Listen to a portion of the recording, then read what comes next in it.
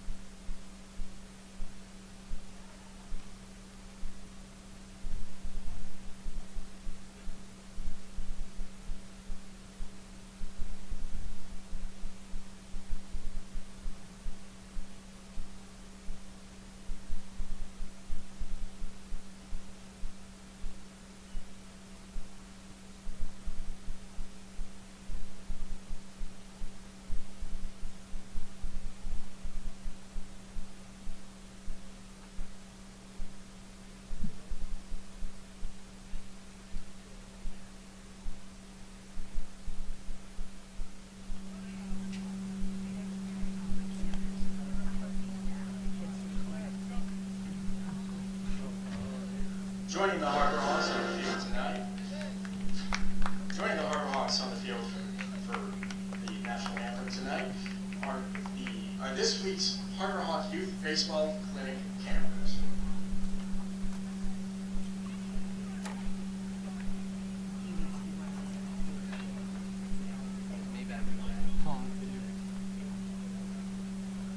Ladies and gentlemen, please rise and remove your hats for the singing of our national anthem.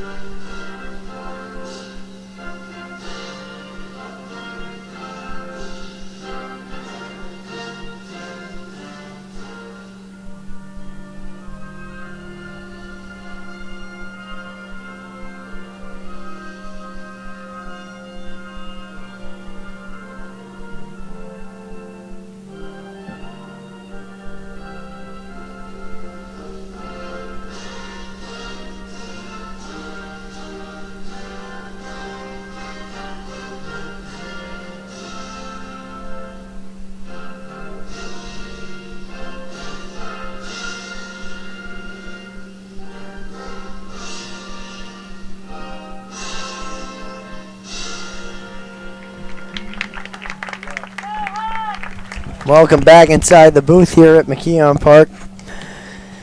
Just about ready for action between the Kettleers and the Harbor Hawks. And, well, here's the lineup real quick for Cotuit.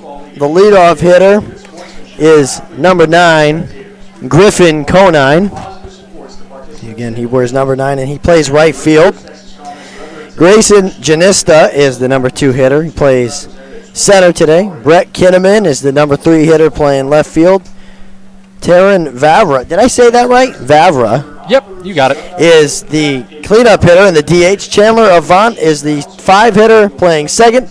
Zach Cohn is the 6 hitter, and he plays short. Gian Martellini, former NECBL player, is the 7th hitter and plays catcher. John Cresto is the 8th hitter and plays third, and Michael Toglia is the first baseman and hits 9th. They'll be facing off against M.D. Johnson, who needs a bounce-back performance. He really does. The 6'6", 185-pound right-hander out of Red Oak, Texas, playing his college ball at Dallas Baptist University.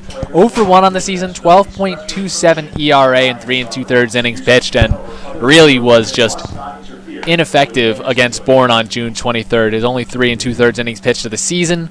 7 walks, that just won't cut it today. He really needs to just command the zone and be able to find some consistency with his delivery and throw strikes with men on base, as he did have trouble out of the stretch. No, you're absolutely right, Chris. And the fielders for today for the Harbor Hawks are from left to right in the outfield: Reese Hampton, Jake Mangum, and Robert Newstrom. Again, left to right. Left to right in the infield. Third base is Micah Coffey. Shortstop is Hunter Stovall. Ford Proctor is at second, and Ryan Olenek is at first. And Dom DiCaprio is our catcher for today, after Chris Proctor had a great day at the plate yesterday hitting. He had a triple and a single. But DiCaprio, who's been hitting a little bit better, will get another chance here today against the Kettleers.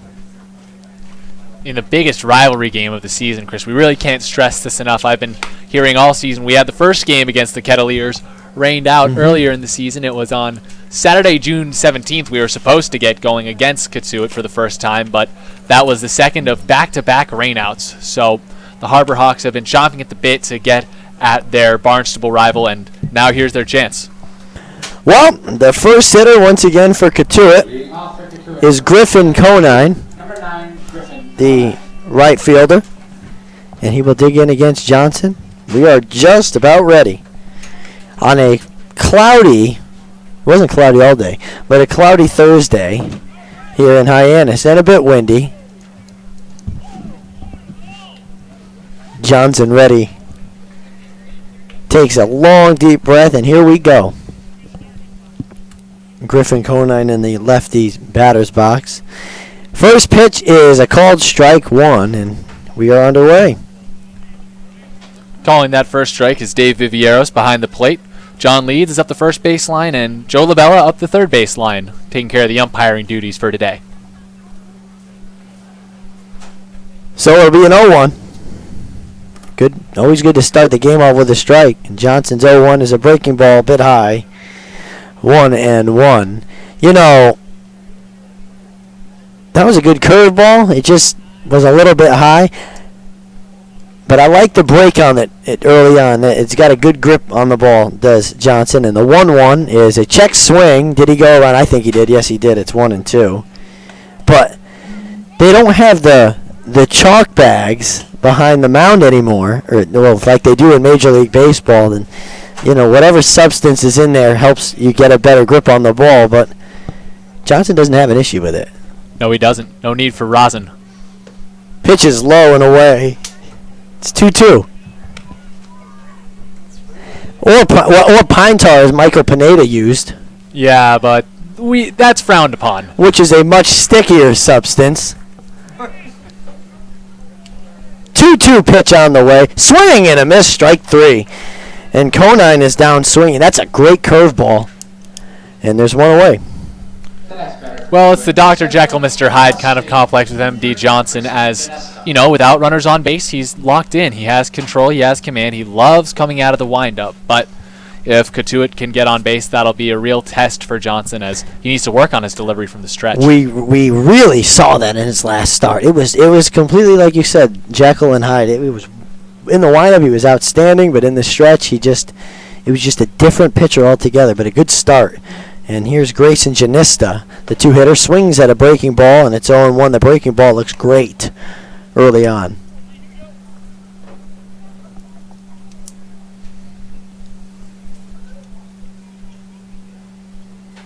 Oh, one on the way to the center fielder, Janista, who's a lefty as well. Everybody playing a little bit deep. The shortstop and second baseman are back towards the outfield grass as that missed for a ball, 1-1. Cotuit's bench is already into it. It's good. I love it when the benches get into it. It makes the game more fun for everybody. Everybody on the top step down there, and being loud, too. Falmouth was one of the loudest teams when we went down there. Here's the 1-1. It's hit in the center. It's a base hit. Gets down to Mangum, who fields and fires it back in, but it's a one-out single, and now we'll get to see Johnson go from the stretch against Brett Kinnaman.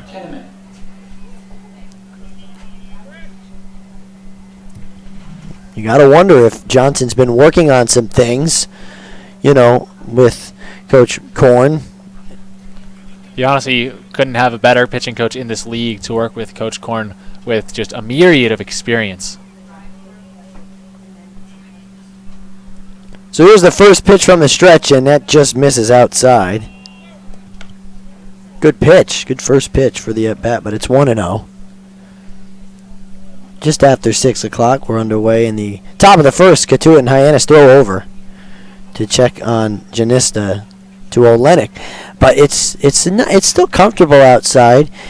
Chris Lucy has his T-shirt. I brought a sweatshirt because I feel like it's going to get cold tonight. But you got pants, so you win.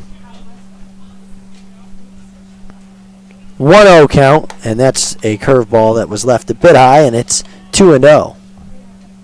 Bit chilly for early summer here, but we still have a good chunk of the season to go. Exactly 30 games remain in the Cape season. I can't believe we're already a third of the way in. Time flies when you're having fun.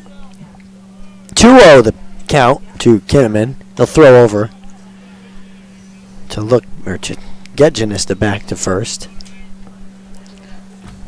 This was originally scheduled to be an off day, too. We had to make up the first game of the Cotuit series here. The 2-0 is low, 3-0. You don't love to see that in the first at-bat out of the stretch for Johnson. No. So much movement in that stretch delivery for him. 3-0, low and inside. Ball four, walk number 8 of the season for Johnson, and there are 2 on and only 1 out for Terran Vavra, and this is not a good sign already. For Minnesota, number 6, Terran Vavra. Definitely not at this point, because the Harbor Hawks need some length out of M.D. Johnson today, and he's already struggling with his command out of the stretch. And now with runners on first and second, anyone else loads the bases, and any bat on ball probably could scrape a run across for Cotuit and start the Patriot Series off on the wrong foot for the Harbor Hawks. Vavra only 1 for 7 to start this season. Takes a pitch outside here, just the same way Kinnaman's at bat started. Vavra, University of Minnesota. You know what? Johnson's got to bear down here. He's been in this spot before, and it didn't end well for him. He's got to really get some ground outs and strikeouts like he did against Cotuit. 1-0 is upstairs, and it's 2-0 again. It really is amazing to watch the difference from the windup to the stretch with this particular pitcher and Johnson. Some guys only go from the stretch. I feel like Johnson, there's a called strike. I wonder if just doing an entire bullpen just from the stretch, or coming in relief maybe for a game just in the stretch, with a guy on base, would do him well to get him used to it more. You'd imagine he has a repeatable motion that he used in college. Sure. 2-1, and they'll step off as the dugout of Cotuit really loved the move to second base by Johnson there. They might be screaming for a balk there, as the ankle coming just a little bit close to crossing the line. 2-1, the count. And here's the 2-1, and it's hit weakly in the left field. It's a base hit. Holding up at third is Janista. Kinnaman moves to second. It's a one-out single, and the bases are loaded with Cavaliers for Chandler Avant. The second base from Alabama, number 14. A nice piece of hitting right there. Looked like Vavra got jammed, but was able to get the hands through just quickly enough to lift it weakly out into the left field, and just barely in front of Reese Hampton, who's one of the fastest guys on this Harbor Hawks team, if not the fastest, and arguably, again, one of the most sure-handed outfielders, too. 1 home run already for Avant. This one would really start things off on a sour note for Hyannis if he could hit one out of here. Johnson in big trouble. Only 1 out in the top of the first. First pitch is grounded through for a base hit in the left field. 1 run's going to score. They hold up Kinnaman at third. It's a 1-out single, an RBI single for Avant, and it's 1-0 Cotuit. Barrel on ball right there. Nothing that Stovall could do over in the left side. He got about as close to it as he could, but again, Johnson missing his spots. He was looking away. That one came inside, and he paid for it. And he's in even bigger trouble than he was in last at bat. He's given up a run, only 1 away. The last 4 men have reached base, and 3 of the last 4 have singled. And here's Zach Cohn out of Duke. He's a 300 hitter. First pitch is a ball high, 1-0. 319 to be exact, 47 at-bats, 15 hits. 8 RBI as well, so it's dangerous with men on. It's not even good. It's not even a good start. That's a good. Those are good numbers because the start of the season's over. Pitch is a swing and a miss at a high fastball, helping Johnson out a little. It's 1-1.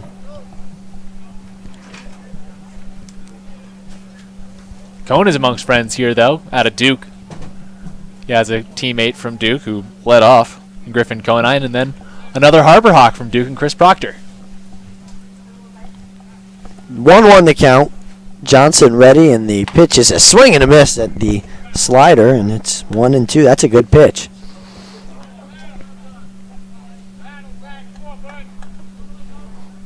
Again, 1-2. Bases loaded, 1 away. Cotuit up 1-0 already.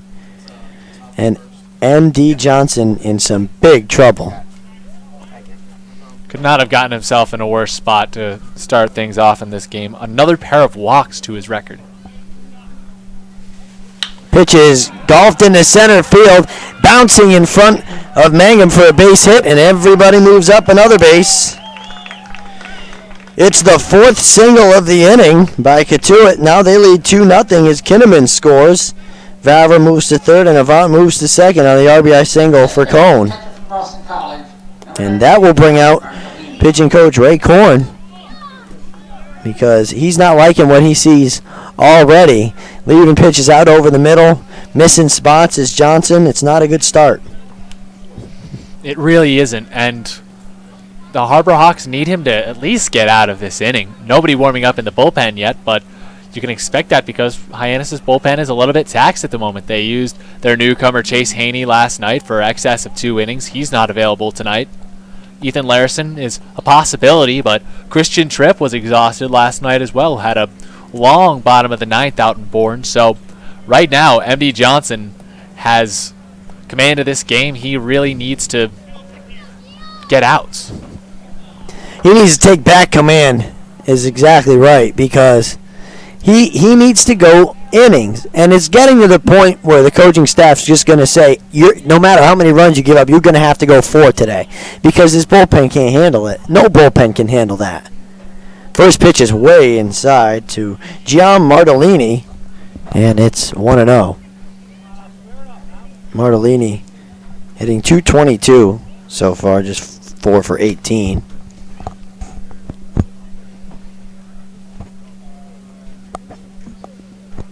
The 1-0 is hit into left center. It's a base hit. Coming around and scoring is Vavra. Also scoring is Avant. It's a 2 RBI single for Martellini.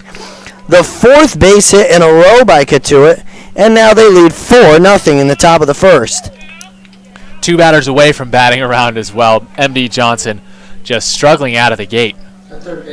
And things need to be done in a hurry. That bullpen's going to have to start stirring, and well, there goes the messenger, as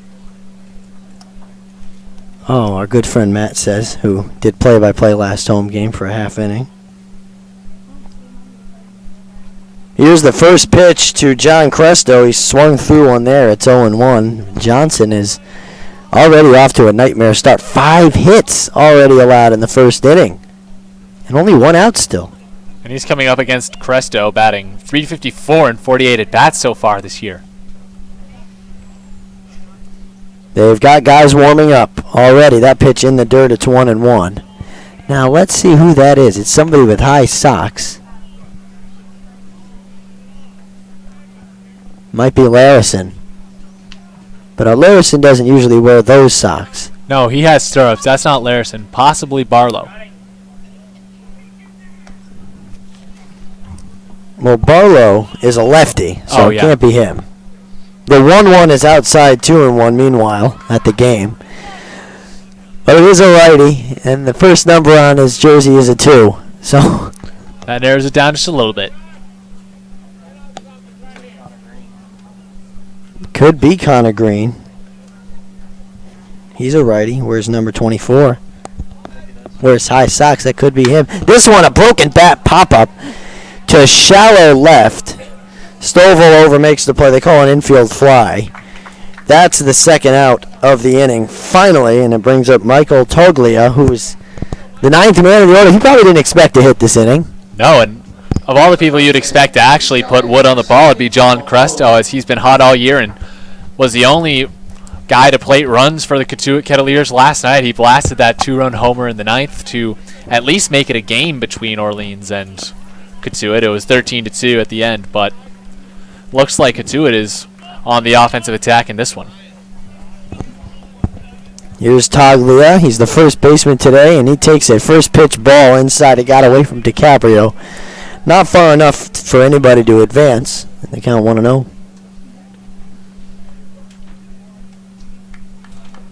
Toglia batting only .130 in 23 at-bats this year. The 1-0 is a called strike right over the middle, and it's 1-1. A slower fastball than we're used to seeing, but you got to get a pitch over however you can. Especially in a situation like this where the bleeding has to stop if you want to stay in this for 9 innings. 1-1 pitch is on the way. It's a breaking ball low and away, and it's 2-1. Johnson started this game off with a strikeout of Griffin Conine, and he gave up a single, a walk, and then 4 singles in a row before getting the next out. He gave up 4 runs, too. He deals, that's a called strike on the inside corner, and the count's even at 2-2. So Johnson 1 strike away from getting out of this. It's already been a big inning, but without it making it any bigger. It's not good when the bullpen's going in the first inning. The 2-2 pitch is swung on a missed strike 3. Johnson, although he gave up 4 runs on 5 hits and 1 walk, he does get 2 strikeouts. And it's 4-0 Cotuit. We'll be right back for the bottom of the first on the Harbor Hawks Digital Network.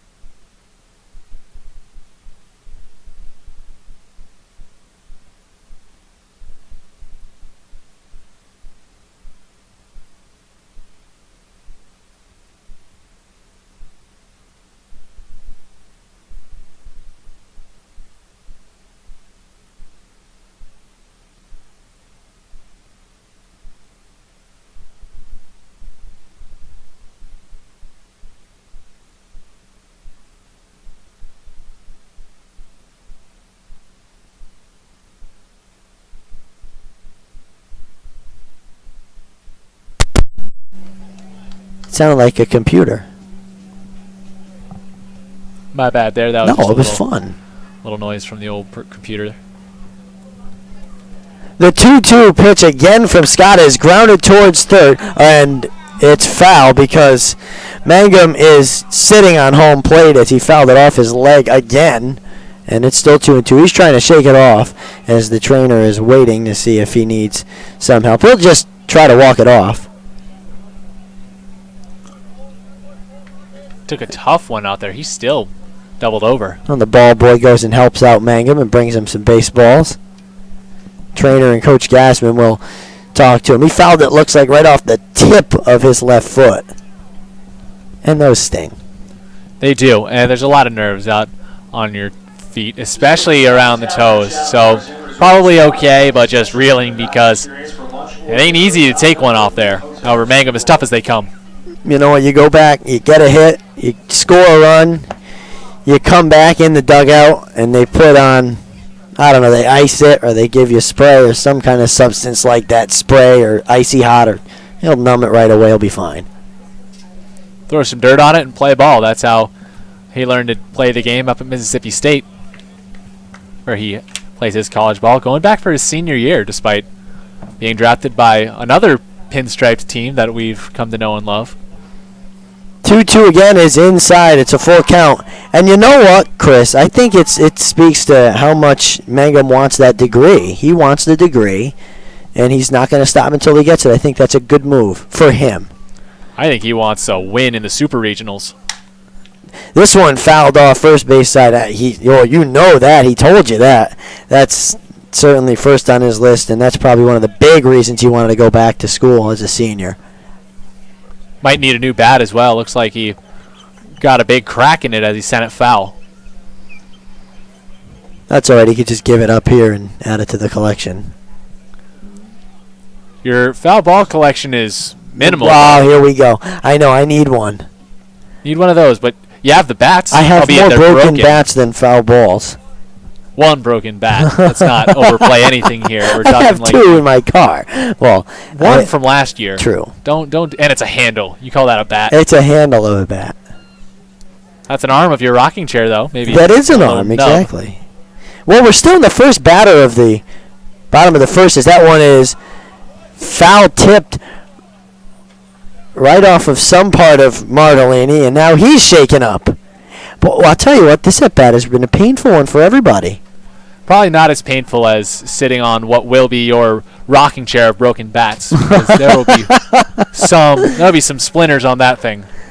I had to sand it or something. This is what we talk about when there's been one at bat in the entire bottom of the first, and we're 5 minutes into the inning. Down 4-0 too. I know, but Mangum is fouled off the last 5 pitches.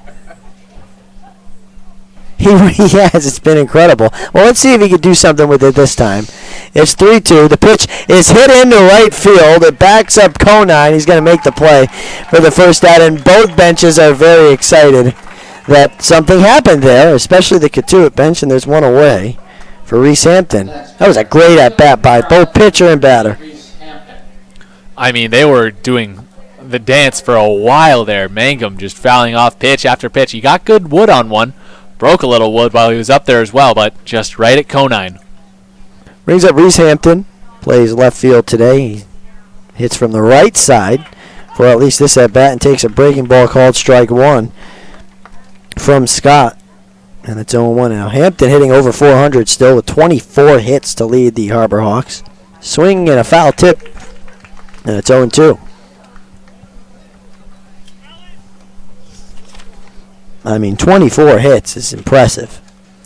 He's hit safely in 10 of his last 11 games. Here's the 0-2, and it's fouled off first base side. Here we go again. 0-2. Bring that to a 407 clip in 59 at-bats. Only 6 strikeouts over that stretch, too. He's been stingy at the plate. Here comes an 0-2 from Adam Scott, the baseball player. And he takes a timeout, does Hampton. One of several Adam Scotts. We have the golfer, the actor. I was talking about the golfer, obviously, but Yes, the actor too. This one popped up way up there in the shallow center. Coming in and making the play is Janista, and there are 2 away. Quickly. Well, not quickly, but it's still a first 2 retired for Scott. And now Hunter Stovall will step in. Number 2, Hunter Stovall. His first plate appearance of the day. Stovall hitting .240. 6 of his first 25 in 8 games. He's been doing a lot of things with that glove of his.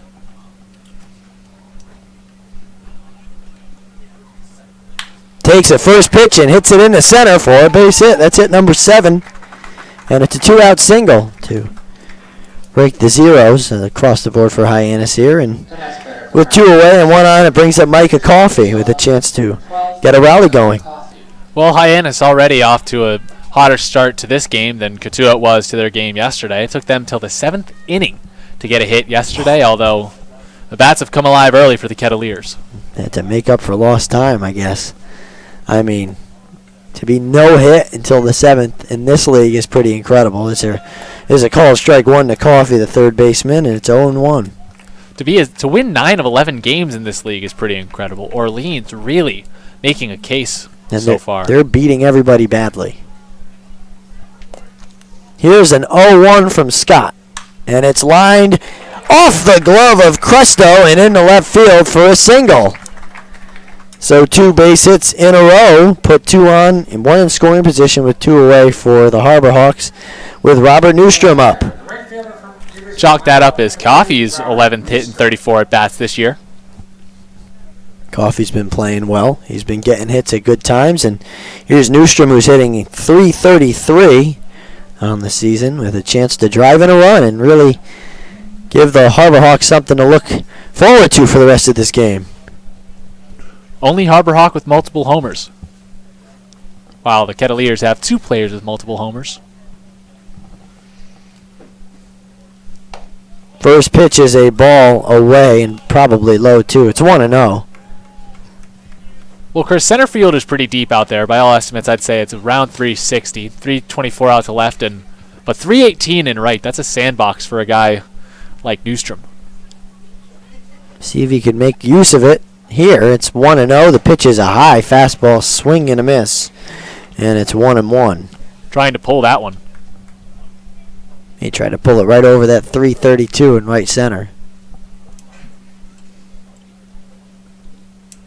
The Harbor Hawks had certainly used that.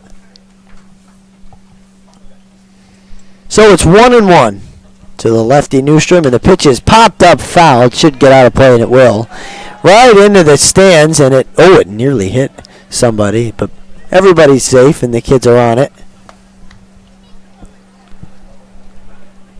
It's been interesting today from Scott that he's really kind of defied his scouting report. He is a fly ball pitcher, so that's in check, but he's been attacking Newstrom up and in. Scott, a guy who can spot up really well by all accounts, throws his fastball in the high 80s to low 90s, but not going as low as the scouting report from the Kettleers broadcasters informed me. Maybe they were trying to play with you a little bit. You never know. Could have been. No love lost between ball clubs or broadcasters, I suppose. That's right. This is a rivalry game. Hasn't looked like one. It's 1-2, and it's foul-tipped third base side, and Ryan Olenek is going to race the ball kid to get it, but it's 1-2 still. Well, they'll be happy to know I took their electrical jack up from their broadcast booth as they asked, and I plugged it into a flower pot up here, so I'm sure they're having fun figuring that one out. Why are we not on the air? I'm just kidding, everybody. They're chatting away down the first base line. The 1-2 swing and a miss at a high fastball, and that is how Hyannis goes down in the first. It's 4-0 Cotuit. And when we come back, we'll have the top of the second, and M.D. Johnson will once again attempt to make something out of an already poor start. We'll be right back on the Harbor Hawks Digital Network.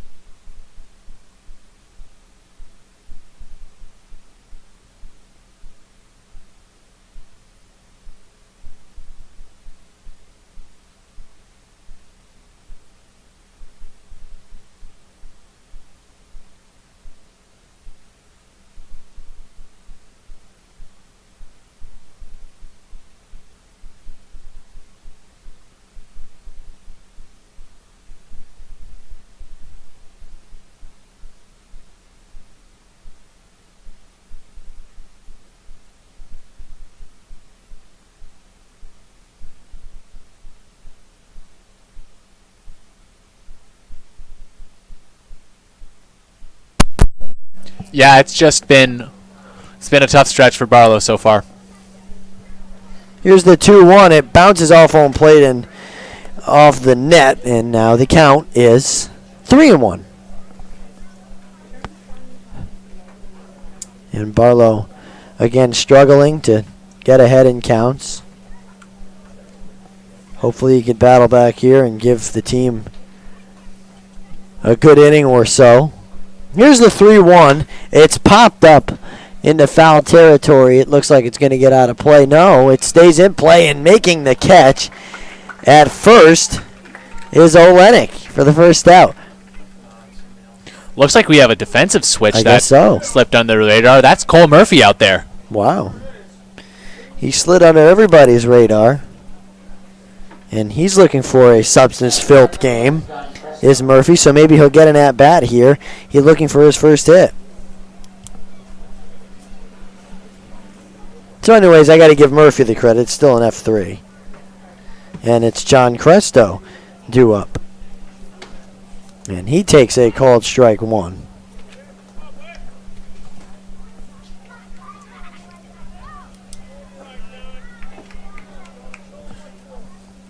Barlow getting the first man out that he saw, which is great. Deals 0-1. It's high to Cresto, and now 1-1. Cresto 0 for 2. One of the few guys on this team that's 0 for anything. Wasn't 0 for anything last night. Big home run. Pitch is in and low. It's 2-1. And Barlow is behind in the count. Cresto's jack, the only runs that Cotuit was able to scrape across the plate last night. However, they've had no trouble tonight. They had to make up for the lack of runs last night as this one's hit into center. It's a base hit. It got down diving, and stopping it from getting any further was Reese Hampton. That's a very dangerous play, but he certainly did a good job to knock the ball down, although if he dove and the ball gets by, it could be an inside-the-park home run for all we know. Exactly, center field about as deep as he could possibly get, and Brendan Donovan certainly no Reese Hampton or Jake Mangum with speed, although serviceable enough. Just that would have taken him a while to come all the way over from left and get it if Hampton couldn't. And Donovan in for Jake Mangum, who left the game. There's a first pitch ball high to Michael Toglia, who's 1 for 2, had a double and scored back last inning. Very tall righty stands in. There's a breaking ball, called strike 1. That started above Toglia's head and ended up right down the middle. That's what Barlow's known for, that breaking pitch.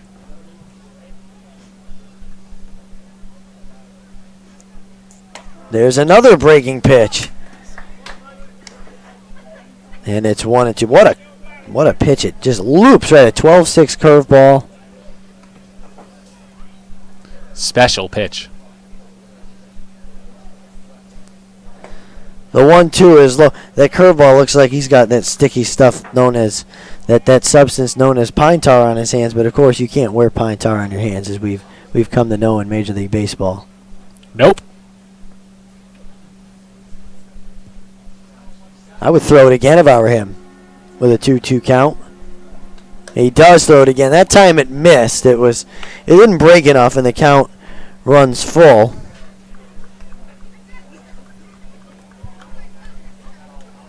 And Toglia, not a guy you want to pitch around. He might be a guy you want to pitch around tonight because he does have that double. The count is full. Barlow deals. Runner goes. The pitch is a ball. It's a walk. It's a one-out walk, and there are 2 men on for the top of the order, and Griffin Conine, who's got a chance to have his first hit of the day in 4 at-bats. This is his fourth at-bat. And he's got 2 strikeouts and a walk and a run scored, to his credit. And now out of nowhere, Tristan Barlow coming in and struggling. Certainly not good to see the control ebbing and flowing away from him right now. Right, he got a good first out, the foul out to first. And you thought, all right, here we go. He's going to settle in, but he's given up a single and a walk. The walks are really what kills you. There's a first pitch ball outside, 1-0. And because you have to throw 4 pitches out of the strike zone for a walk, obviously. But that just shows that you don't have control for that at bat. And that's been plaguing Barlow all season. So here's the 1-0. Breaking ball called strike 1. And the count is even, 1-1. And the odd thing is, Chris, we've seen Barlow throw the curveball for a strike time and time again, but he's just missing with the fastball. Maybe trying to put a little too much oomph on it, letting go a little late, a little early. Has a good rhythm with the curve at the moment, though. Here's the 1-1. It's a fastball low, and the count is 2-1. Right as you said that, he went away from the curve.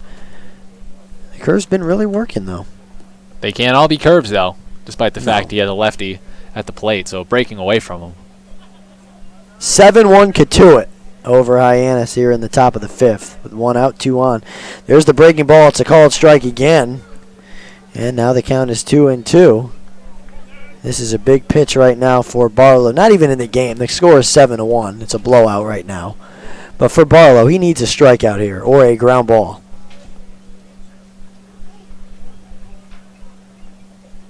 Here's the 2-2. It's hit into center field. It's going to chase Hampton back. He makes the play. Tagging is Cresto. He's going to go to third standing up. And so there are 2 outs in the inning. And that brings up Grayson Janista. That's a sac fly for Conine. Janista 1 for 3 with a single back in the first. He also scored. He started that big first inning for Cotuit, and it really got them off to that great start in this game with 4 runs. And then they had 3 again in the 4th. Janista trying to drive one in. He's got a man standing 90 feet away in Cresto. First pitch. Oh, what a pitch. That's a great curveball. It's just an ugly hack from Janista, and it's 0-1.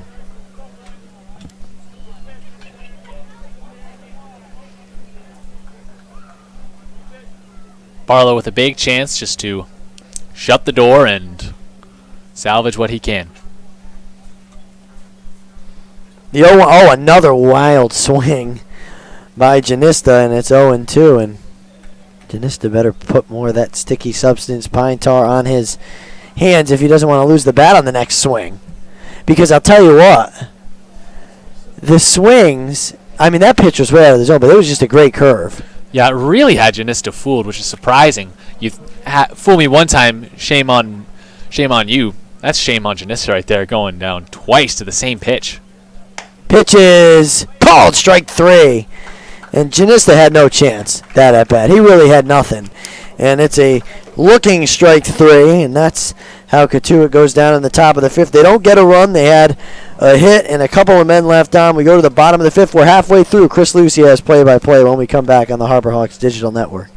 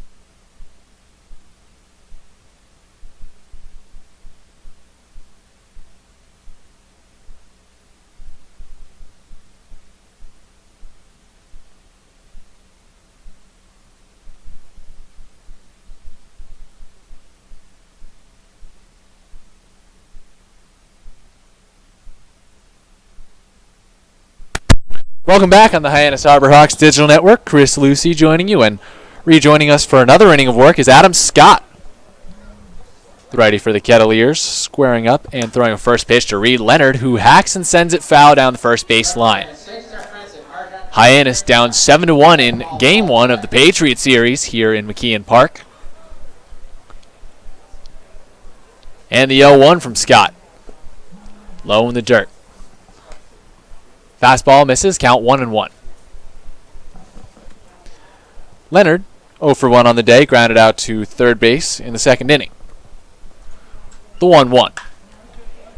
Hit on a line out to right field, and it dunks in for a base hit. Leonard squares his way around first, and there's a man on with nobody out. Hyannis just getting started here in the bottom of the fifth. And they have a considerable mountain to climb as Cotuit has piled 7 runs on the board, and Hyannis only able to counter with 1. But here's Dom DiCaprio. He reached with a walk in the third. Steps up to the right-handed batter's box. Runner on first base is Leonard. The lefty, Scott, kicks and deals. Fastball for a strike outside corner. DiCaprio down 0-1.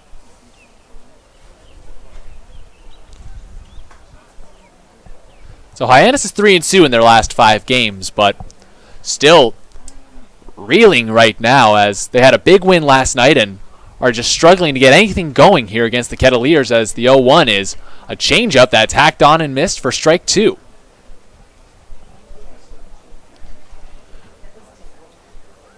The Harbor Hawks were able to put 5 runs on the board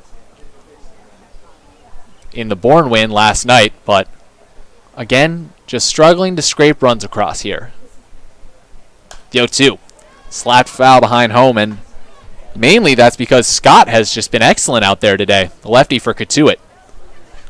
Not necessarily needing to make many pitches as he's getting most of his outs by contact.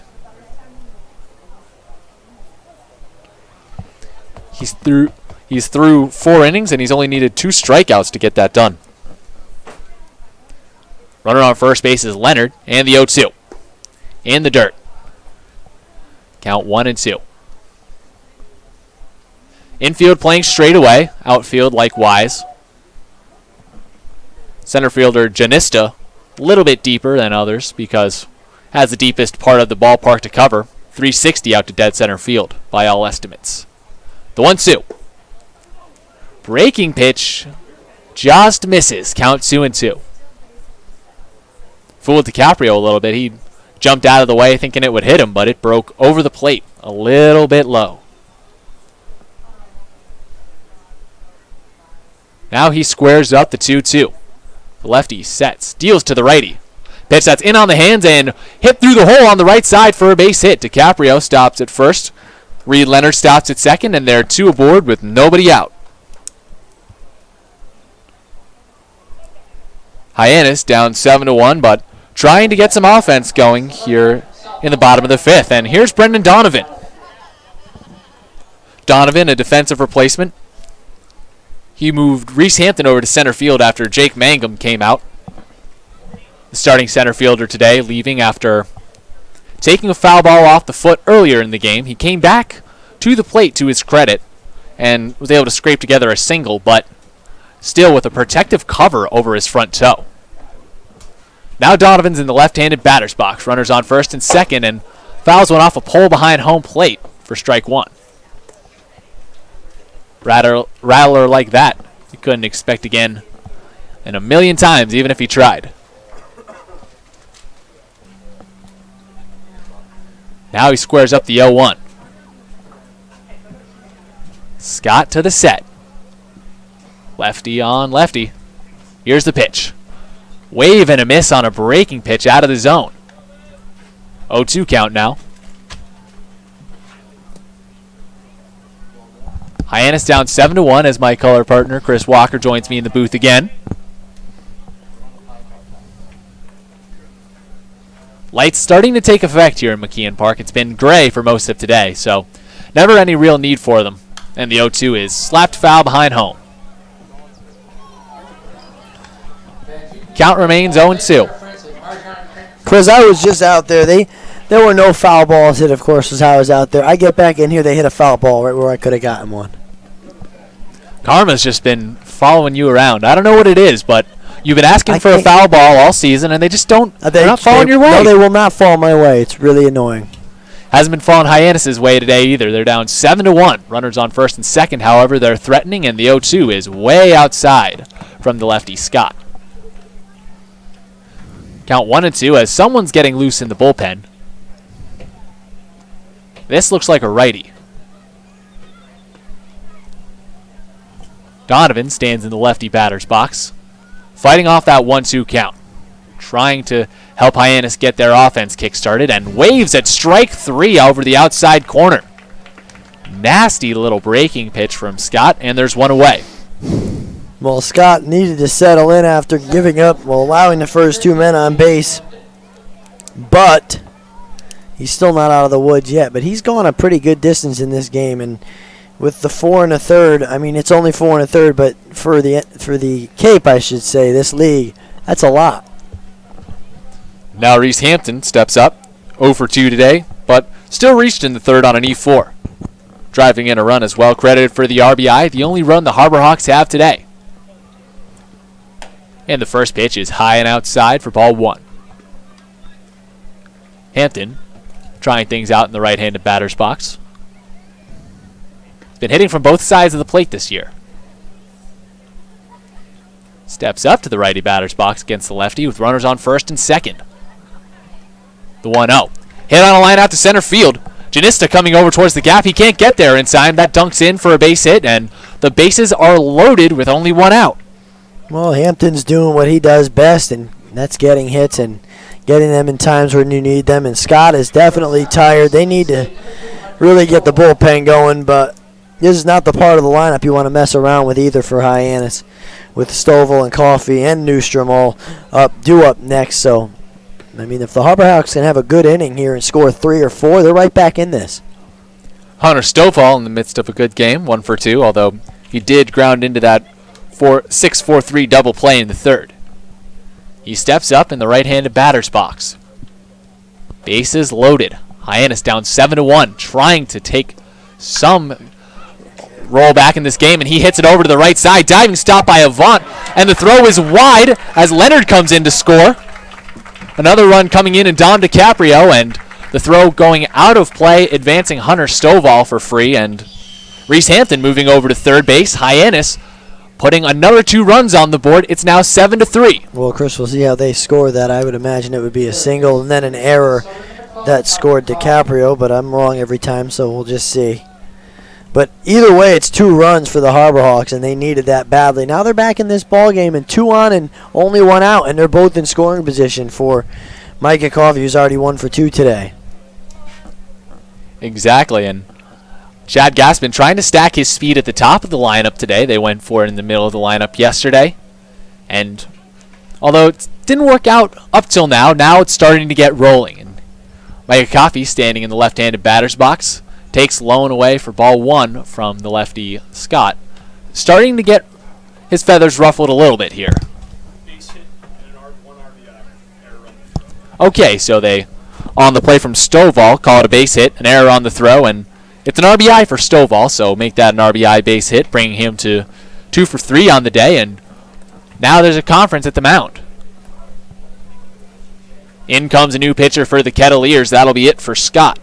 We'll have his line after a little break here on the Hyannis Harbor Hawks digital network, so stick around.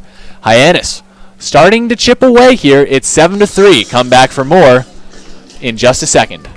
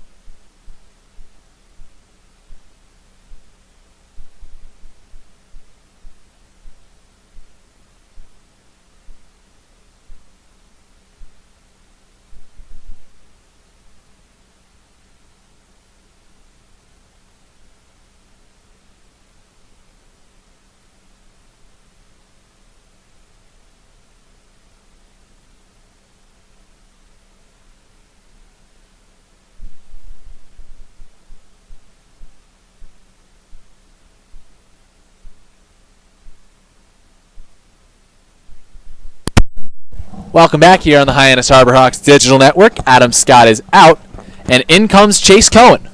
Cohen from Georgia Southern is 1-1 this season so far, a 2.79 ERA in 3 appearances, 9 2/3 innings pitched. He's going to be the first guy to 10 innings on this staff if he gets 1 out. In the ready for Cotuit, throws strike 1 to Micah Coffey. Coming in the middle of the stream here. His first pitch brings the count to 1-1. Runners on second and third. Hyannis rallying here in the bottom of the 5th. Next pitch, low and away for ball 2. They started off this inning down 7-1, but a couple of hits, drives in a pair of runs, and now the Harborhawks have a little bit of life in them in Game 1 of the Patriot Series against their Barnstable rivals, the Cotuit Kettleers. Also 8 hits, 3 runs, just 1 walk, and 8 strikeouts so far for Cohen, so he's off to a great start. And Coffey grounds one up the middle, and it bounces weird over Avon into center field. That scores Reese Hampton. Also coming home to score is Hunter Stovall. So we'll wait on the call from our statistician, but either way, that brings home 2 runs, and the Hyannis Harborhawks are within 2 runs, 7-5. It's got to be a hit. That just took a crazy bounce, and Coffey's aboard for the second time today. How about a 4-run inning and only a 2-run deficit now? Hyannis charging back at the Cotuit Kettleers here in the bottom of the 5th. Now 7-5 off the 2 RBI single from Micah Coffey, and here's Robert Newstrom, another guy out of the Big Ten. The junior from Iowa, standing in the left-handed batter's box. Base hit, 2 RBIs is what they give Coffey. The righty from Georgia Southern squares him up and deals. A strike. Inside corner with the fastball. Count 0-1. Sometimes what we need is a change of play-by-play announcers. Sometimes. Seems like that had something to do with this. It happens more than once. We'll see. The 0-1. Hacked on and missed from Newstrom. Down 0-2. The right fielder 0 for 2 on the day with a strikeout in the first and a ground out in the 4th. I like to think it has something to do with it, and we have some impact on the game. Superstitions running wild here in the broadcast booth. Mainly those of Chris Walker. Got to do it. Now the 0-2 from Cohen. Runner on first base, 1 away. The pitch. Slapped foul. Robert Newstrom stays alive. And we'll do the 0-2 again. Oh, the 0 from the crowd made it seem like that hit a car. There are a lot of people here and a lot of cars, so I hope everybody's car is all right. Cotuit's just hoping they can escape this inning with the lead. It's 7-5, and they started this inning ahead 7-1. Hyannis charging back into this game. 0-2, however, on Newstrom. The righty deals to the lefty, and Newstrom skies it high in the air down the right field line. This one tracks Conan all the way back to the wall. Conine gloves it for out number 2. I was just going to say before that fly out that the tying run will be at the plate, and the tying run's still at the plate with Cole Murphy coming up now and for Olenek. But, I mean, to say that after being down 7-1 at the start of this inning is really, really great for this team. It is, and an opportunity like this is great and a rare one for Cole Murphy. Only 4 at-bats in 6 games on the CCBL season. He steps in the lefty batter's box with a man on first base, and Hyannis rallying here in the bottom of the 5th. Takes 1 pitch, low and away. And boy, would he love a hit now. Murphy yet to get his first hit. He's the only guy without a hit on this team right now. And they could use one big time here. You know, a home run would be real nice. In the 1-0. Called strike over the outside corner. Murphy with an even count on him now. Interesting that Olenek is out of the game, as well as Mangum. Mangum had trouble with that left foot in the first inning when he fouled the ball off of it. But Olenek, I'm kind of surprised to see him out. The 1-1. Hit on the ground down the right side and through for a base hit. Cole Murphy, with a rare opportunity to get to the plate, shines, gathers his first hit of the season, and puts runners on first and second with 2 out. And now here comes Ford Proctor. Well, everybody's got a hit. Second base preparation to receive number 4, Ford Proctor. And Proctor won't hit. It'll be Dakota Jalila to pinch hit for him. Nobody's caught that yet. But how about Murphy getting the base knock and contributing? And now there's 2 on and 2 out. And Jalila has a chance to drive in perhaps a tying run. He'll step up to the right-handed batter's box, the product out of Jacksonville University with a runner on first and second. Hyannis trying to snatch at least a tie or maybe the lead here. This is exciting. This is definitely a great inning for this team. Already 9 hits in the game for them. Jalila, the go-ahead run. He swings one deep out to center field. Janista runs in and makes the play for the final out of the inning. So the Harbor Hawks are able to bat around in the bottom of the 5th.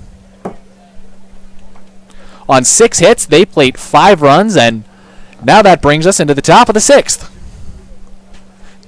We'll be right back with that one after a quick break. But the Harbor Hawks, with a whole lot of life still left in this game. We'll be right back with more after a quick break on the Hyannis Harbor Hawks Digital Network. Stick around.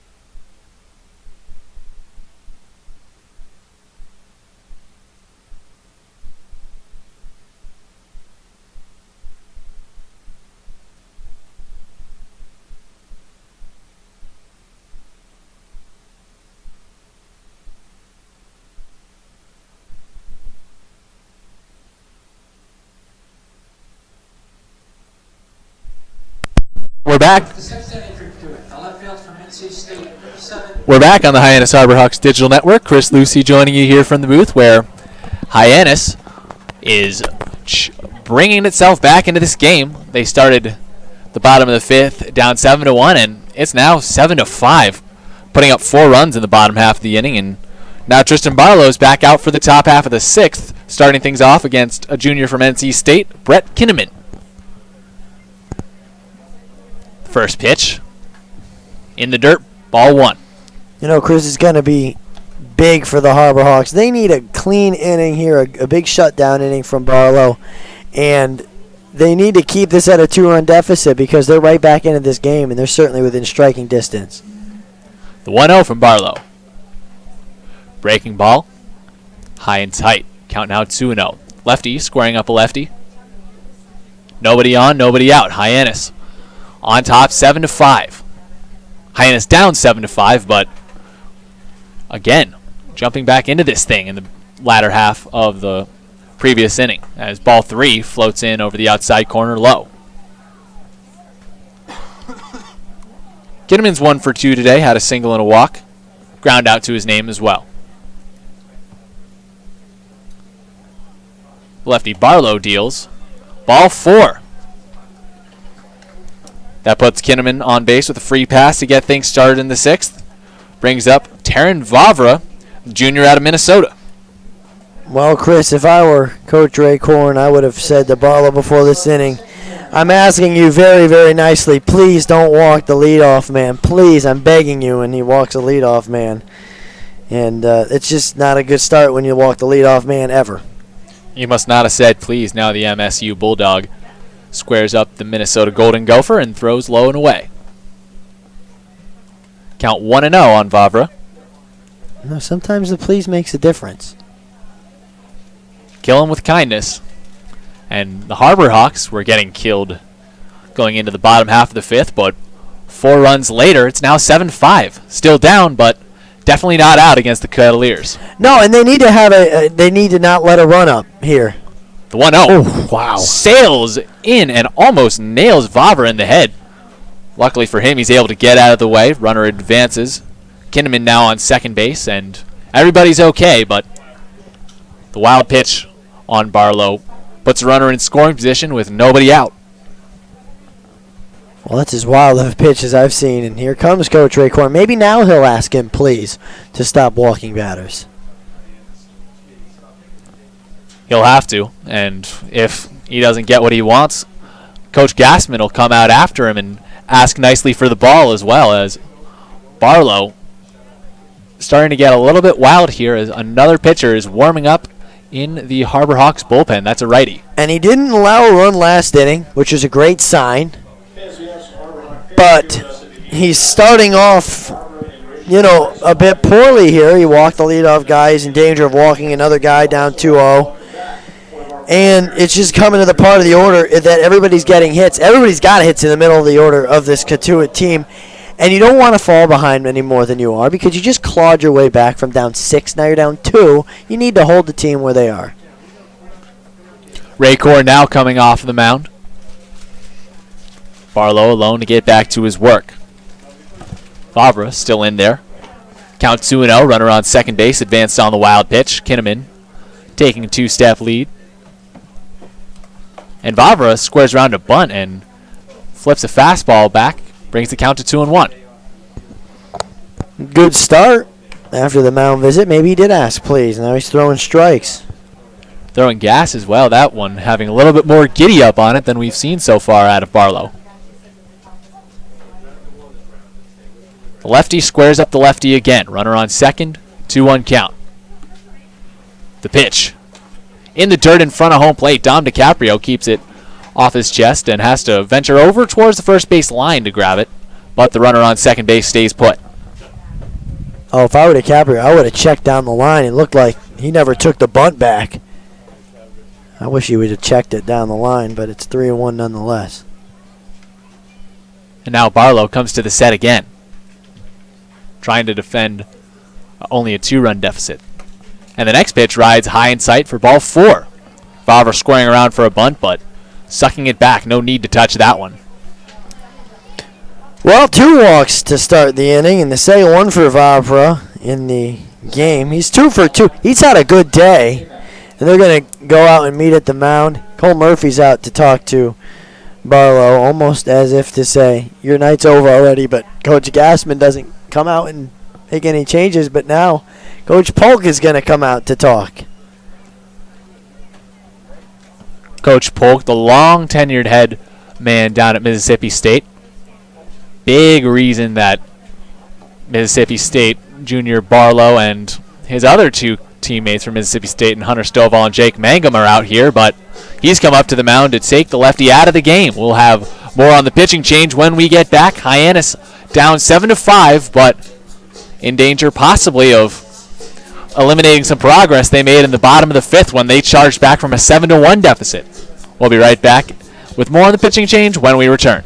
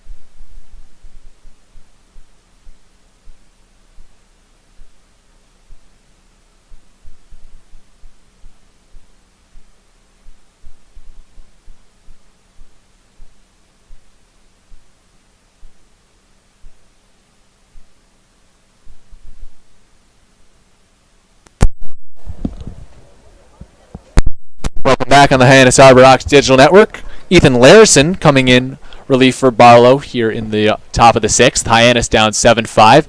He throws a first pitch that is slipped foul down the first base line. Count 0-1 on Chandler Avant, playing second base today. Senior out of Alabama. 1 for 2 with an RBI single in the first. Comes up again with another chance to drive in a run. Runner on second base, as of now, is Kinnaman. Vavra is on first base. Both there courtesy of walks. The 0-1. Another bunt attempt fouled back. Larison searing in a fastball. Count now 0-2. As now the bunt being taken off for Avant. Hyannis down 7-5, but it's a game now as the Harbor Hawks came into the bottom of the fifth down 7-1 and were able to put 4 runs on the board. Larison here just to keep the short distance between these two teams intact and keep Hyannis in the game with runners on scoring position. And the 0-2 is bounced outside. Righty-righty matchup goes to 1-2. So it's the Patriot League Series, Game 1 between the heated rivals, the Cotuit Kettleers and the Hyannis Harbor Hawks. Both natives of Barnstable, Massachusetts. Larison to the set. The 1-2. Breaking pitch just missing inside. Evens the count up at 2-2. So Vavra, or Avant, after going down 0-2, fighting his way back into this count. Middle infielders playing close to second base. Corner infielders about midway towards the lines as the 2-2 is smoked out to left field. Donovan ranging towards the gap. He makes the play. Tagging up is Kinnaman. And also the runner at first, Vavra, tagging up. Both advance safely as the ball just bounces into Hunter Stovall off of the throw. So give that a sac fly to Avant. Puts both runners in scoring position. Only one out, and here comes Zach Cohn.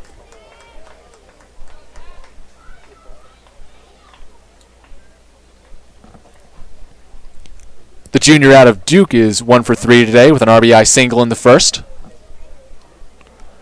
Driving in 1 of 4 runs in that first inning that put Hyannis behind the 8 ball. Cohn stands in the right-handed batter's box. The righty Larison deals one, and first pitch is hacked on and slapped foul behind home.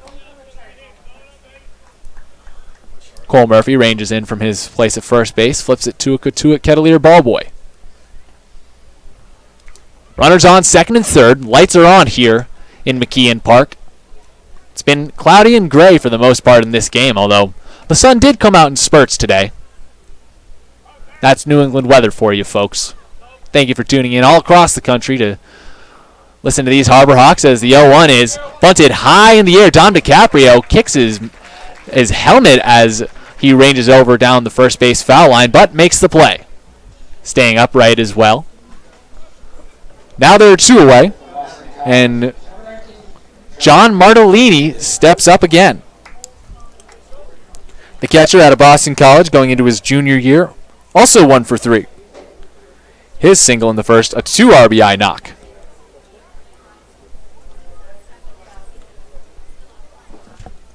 Two aboard, 2 out. Both runners in scoring position. John Martellini stands in the right-handed batter's box. The righty Ethan Larison out of Indiana State University to the set. He deals. Strike over the outside corner. Count 0-1.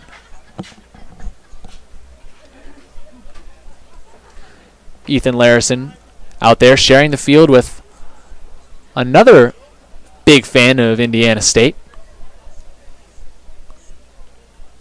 Here's the 0-1. Called strike over the outside corner.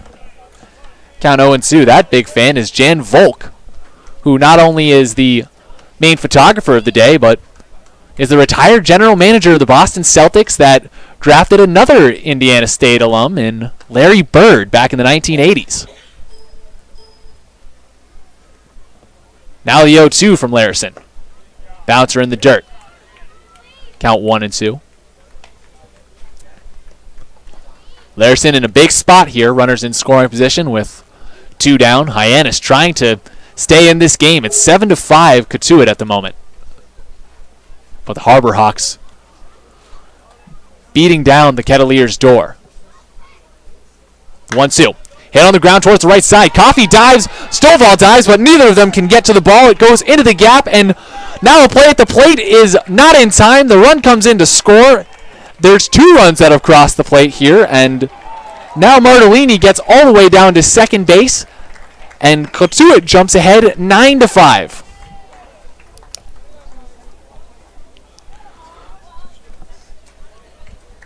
So Martellini gets on second base. That single just stretching out there.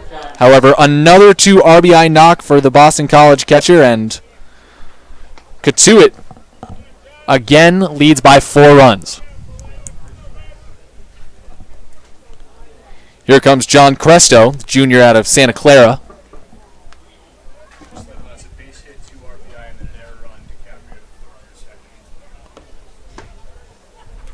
First pitch into him is a called strike. So it's a 2 RBI base hit for Martinelli, as our scorekeeper has told me. And Cresto gets to second base on an error from Dom DiCaprio.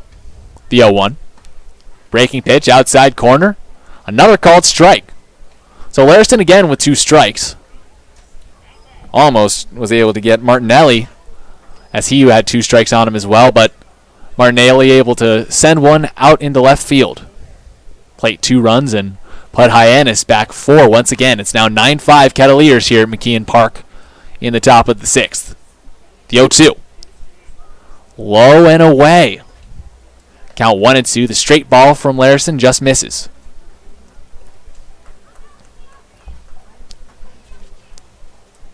Hyannis, however, still a strike away from ending this inning and ending the 2-run Cotuit rally. Larison to the set. Righty-righty matchup. Looks back, the runner at second and deals. Strike 3 swinging. So Larison came close to ending the inning earlier, but John Martinelli was able to take a 2-strike pitch and send it into left field, plating 2 runs and putting the Kettleers on top 9-5 as we now go to the bottom of the 6th.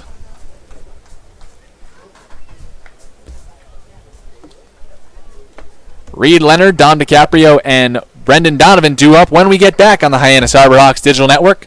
Stick around.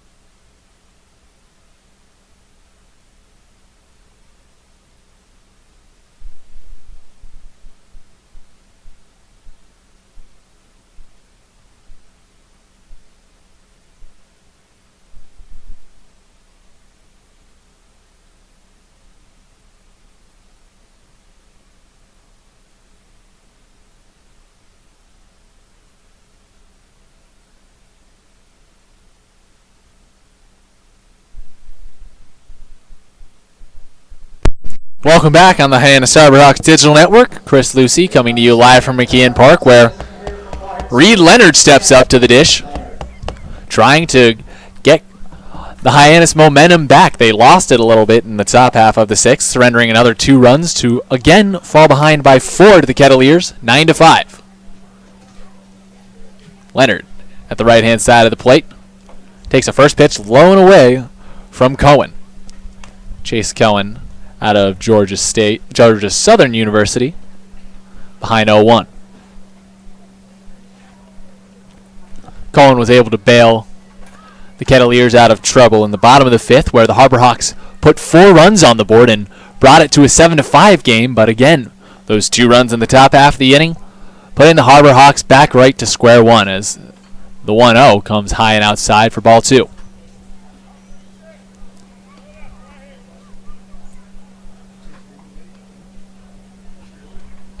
Middle infielders just on the outfield grass. Corner infielders decently far back as well. Beyond the baselines, the 2-0. In the dirt, ball 3 inside.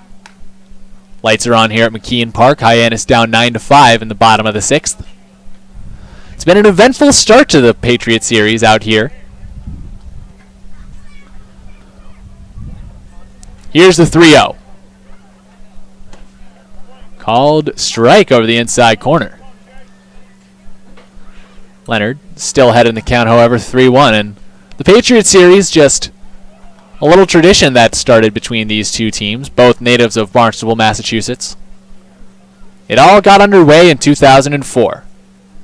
The 3-1. Hit on the ground up the middle.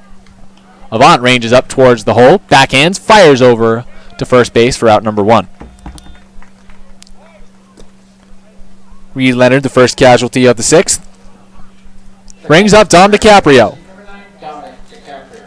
the catcher from Rice. 1 for 2 on the day, extending his hit streak into 3 games. He had a single in the 5th.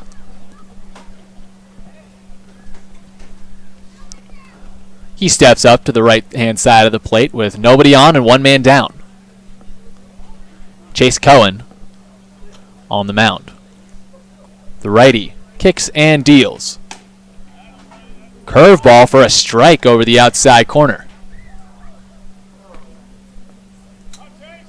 So again, the Patriot Series started in 2004. It's a best-of-6 game series between the Harbor Hawks and the Kettleers. The 0-1. Called strike over the inside corner. Now DiCaprio's down 0-2. Nobody on, still.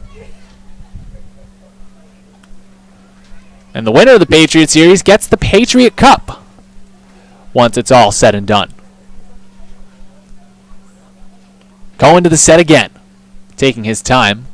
Kicks and deals. Swinging strike 3, however, the ball gets away from Martellini, and he has to range just beyond the first base line to throw down to first and get Dom DiCaprio for the 2nd out of the inning.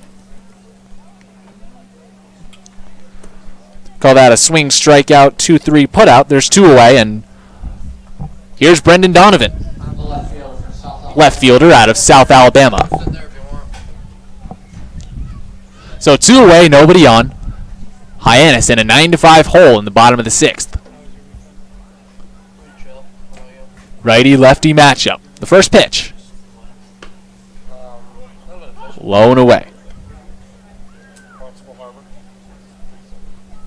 Count 0-1 on Donovan, who is 0 for 1 today with a strikeout in his lone at bat, a pinch hitting appearance in the 5th. And the 0-1 bounces over the outside corner. Count 1-1.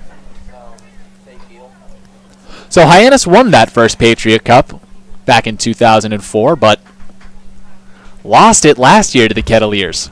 It was 4-2 Cotuit, and Kettleers off to a roaring start in this Patriot Series as well. Up 9-5 in the bottom of the 6th. The 1-1. Hit on the ground up the middle. Cohen ranges over to his right. Throws across the diamond with his momentum for out number 3. So the Harbor Hawks go down 1-2-3 in the bottom of the 6th. And now we are on our way to the top of the 7th.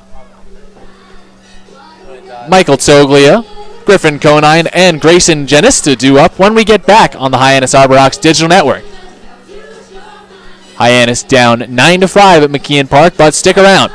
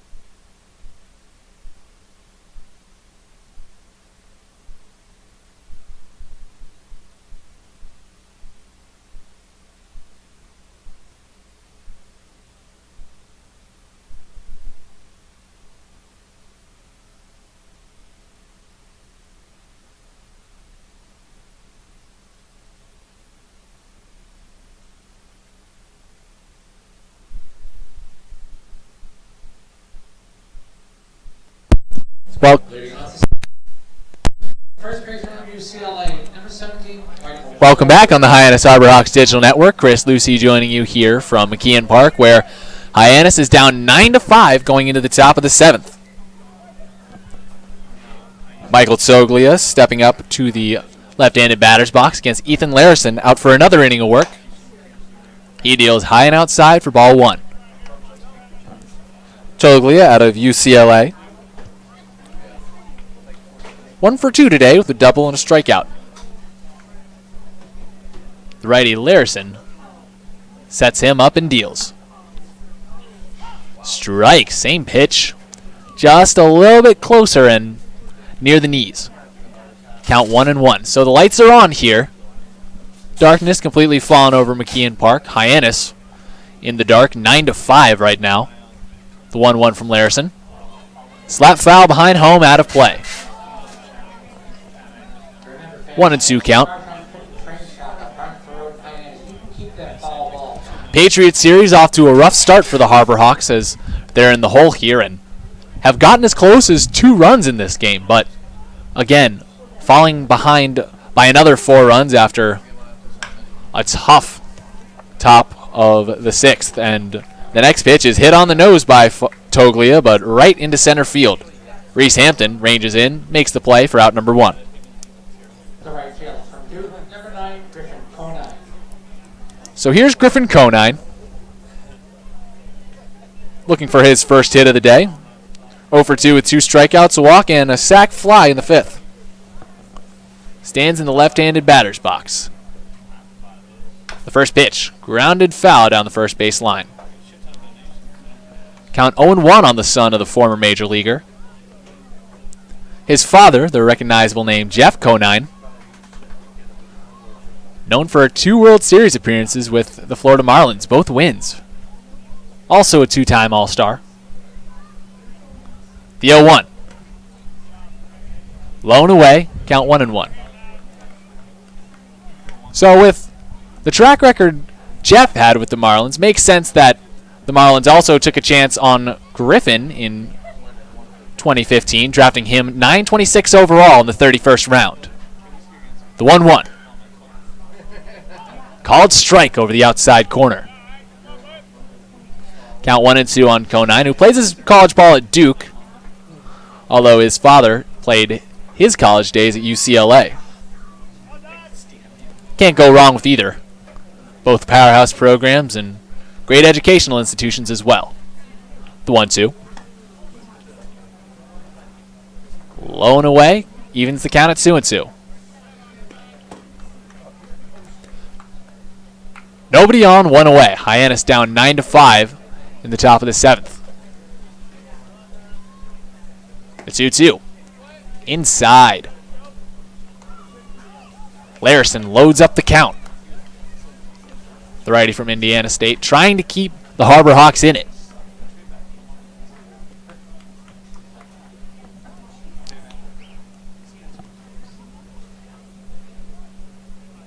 Larison flutters his glove. Gets a sign from DiCaprio. The payoff pitch. Serve to center field. Hampton towards the gap and makes the play on the run.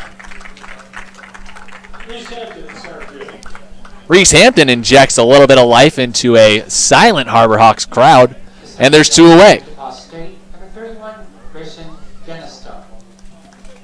Second put out of the inning for Hampton, and he's getting a nice little workout in center field. Here's Grayson Janista. Wichita State. The Shocker stands in the left-handed batter's box, going into his sophomore year. The first pitch. Called strike over the outside corner, about knee level. Little change-up from Larison. Count 0-1.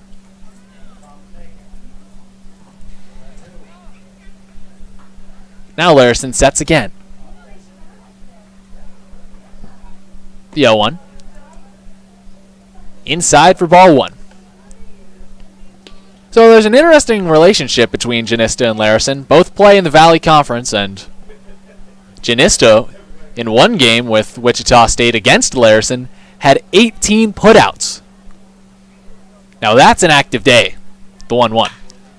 Hit on the ground towards the left side and through for a base hit. So Janista, still with an active day here, gets aboard with 2 outs. The left field from North Carolina State is 7, Brett Kinnaman. Janista now 2 for 5, and here's Brett Kinnaman, junior out of NC State. He's 1 for 2 with a single and a pair of walks. Stands in the left-handed batter's box. 1 aboard, 2 outs. His Cavaliers on top, 9-5 over the Harbor Hawks. And the first pitch is served out into right field. It's deep. Chasing Newstrom to the wall, and it is out of here.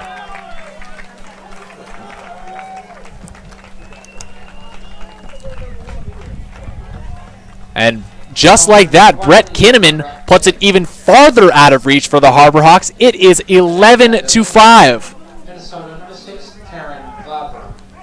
2-run homer for the NC State junior.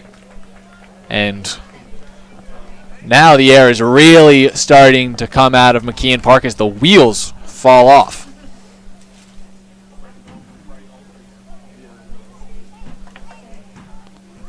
Two-out home run, and now here's Taryn Vavra. First pitch is dribbled up the middle. Hunter Stovall ranges in from short, fires across the diamond, and beats Vavra by a step for the final out of the inning.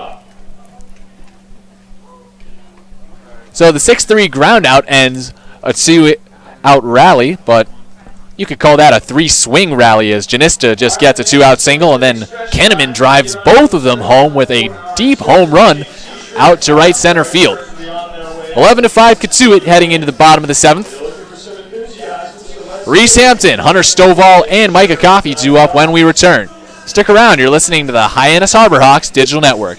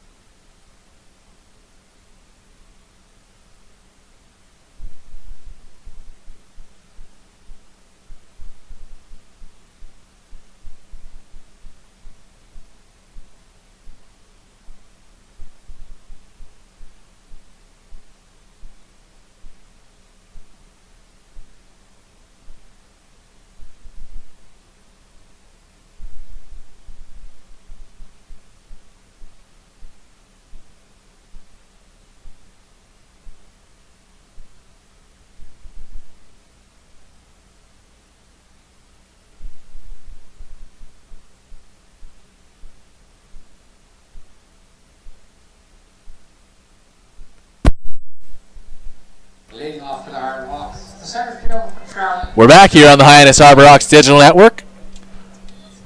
Cohen is out after 2 2/3 innings of work, and in comes Justin Hooper. Left-hander out of UCLA, squares up Reese Hampton. He stands at the left-hand side of the plate and takes strike 1 over the inside corner. Hooper, 0-1 on the season, 7.10 ERA and 6 1/3 innings pitched. The 0-1. Low and inside, ball 1. Hyannis now down 11-5 here in the bottom of the 7th after another 2 runs crossed the plate in the top half of the inning. And the next pitch is fisted foul behind home, out of play. So we have the final line on Cohen. I was a little bit off. 1 2/3 of work innings-wise. 2 hits, 2 runs, and 1 strikeout. Giving way to Cohen. The 1-2. In on the hands and low. Count 2-2. Reese Hampton standing at the plate. 1 for 3 so far with a single in the 5th. That was a big 5th inning for the Harbor Hawks. They were able to plate 4 runs and bring themselves within 2 of Cotuit. As the 2-2 is hit on the ground over to third. Cresto on the hop. Throws across the diamond for out number 1. Hampton is retired. And here's Hunter Stovall. The shortstop out of Mississippi State is 2 for 3 today with a pair of singles. One of those singles again coming in the 5th, where the Harbor Hawks plated 4 runs, brought themselves to within a 7-5 window of opportunity, but then 2 runs in the top of the 7th off of a 2-run jack by Brett Kinnaman brought this game out of reach once again as Stovall fouls the first pitch off behind home plate, out of play, in the range of a stumbling Martellini trying to steal a quick out.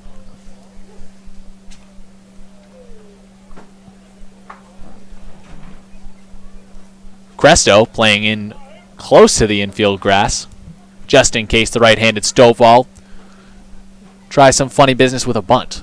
The 0-1. Low and away, count 1-1. Lights totally on. Wind died down to a degree here at McKeon Park, still rustling the trees outside, but not driving the flag crazy as it was early, as the 1-1 is a strike. Another fastball from Hooper. Count 1-2. Middle infielders, however, on the outfield grass. And the 1-2 is grounded up the middle and past a diving Avant, and it's a single. So Hunter Stovall reaches with 1 man down and brings up Micah Coffey, the senior out of Minnesota. Coffey's 2 for 3 today. Pair of singles on the day. And now Hunter Stovall stands on first. Hyannis down 11-5 against Cotuit here in the bottom of the 7th. Coffey at the left-hand side. And lefty throws down to first base. Justin Hooper keeping Hunter Stovall honest. However, the Harbor Hawks slides back in. Hyannis down 11-5 against Cotuit. And the first pitch, well outside. Martellini ranges out from behind the plate to block it. Count 1-0. A healthy crowd on hand to witness Game 1 of the Patriot Series. 6 games set played every year between the 2 Barnstable rivals. The 1-0. Called strike on the inside corner. Count 1-1. And it's funny, they say in Europe, you know, it's rough in a town when a team has 2 town has 2 soccer teams, the 1-1. But first a throw back over to first. Hunter Stovall trots in safely. Over in Europe, it's notorious. If a town has 2 soccer teams, you know there are some divisions. Well, Barnstable is one conglomerate of a town, and they're the only town on the Cape with 2 ball clubs, as the 1-1 again has to wait. Throw down to first from Hooper. So it just goes to show, no love lost between the Harbor Hawks and the Kettleers. The 1-1 now. Breaking ball in on the hands. Count now at 2-1. Hooper, a 2-year Cape League veteran, pitched 25 1/3 innings in 2016 for the Kettleers. 3.19 ERA. The 2-1. Outside for ball 3.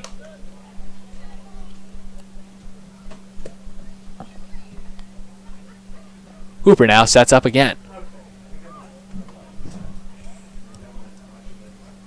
His first action today in over 4 days. Shaking off a rough one against Orleans. And the 3-1 is a called strike over the inside corner. Loads up the count. Went 2 1/3 against the Firebirds on June 25th. Let up 4 earned runs on 5 hits.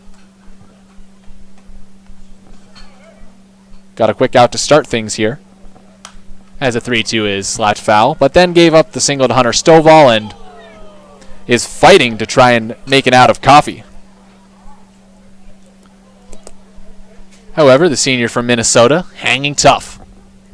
Just fouled another one back behind home plate to the uproar of the crowd. Now the payoff pitch. In on the hands and fisted down the right field line. It dinks in for a base hit.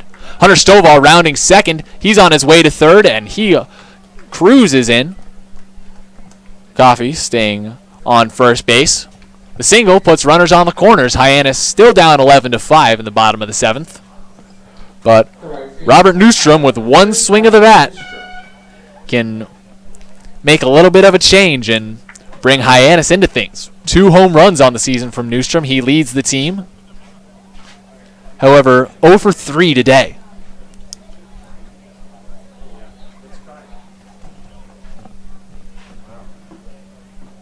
The junior from Iowa steps into the left-handed batter's box. The lefty from UCLA checks him out and deals the first pitch. Fastball draws a big swing and a miss. 0-1 count with runners on first and third. 1 away, Hyannis down 11-5.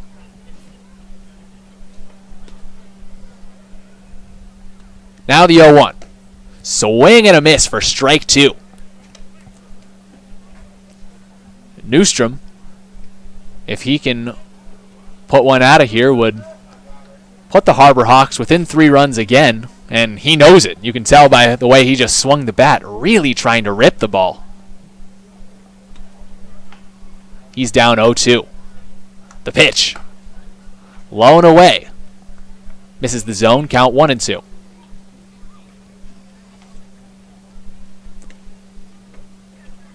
Hunter Stovall stands on third base. He went first to third on the single from Coffee.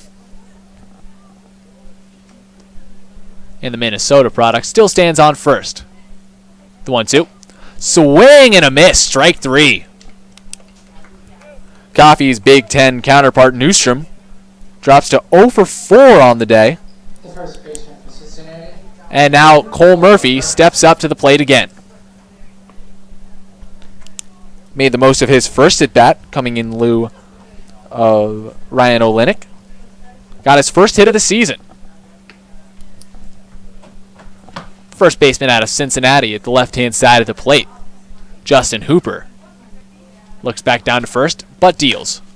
And Murphy slaps one foul and high in the air down the left field line. Fans, you can keep that foul ball. Thanks to our friends at Martin Print and Frame Shop. He's down 0-1.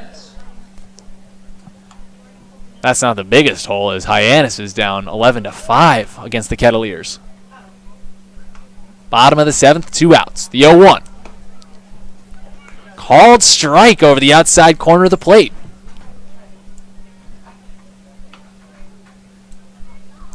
Count now 0-2. And Murphy is down to his last strike. And the next pitch rides well inside. Forces Murphy out of left-handed batter's box.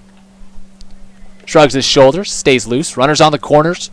2 outs. The lights are on here at McKeon Park, and Hyannis is running out of time to cut down on an 11-5 deficit against Cotuit, their hated crosstown rivals. The pitch. Swing and a miss on a breaking ball well out of the zone for strike 3. So on 2 hits, Cole Murphy strikes out and strands both runners on base. They're left on the corners, and Hyannis is still left down 11-5 against the Cotuit Kettleers. We'll be right back with more after a quick break here on the Hyannis Harbor Hawks Digital Network. Stick around.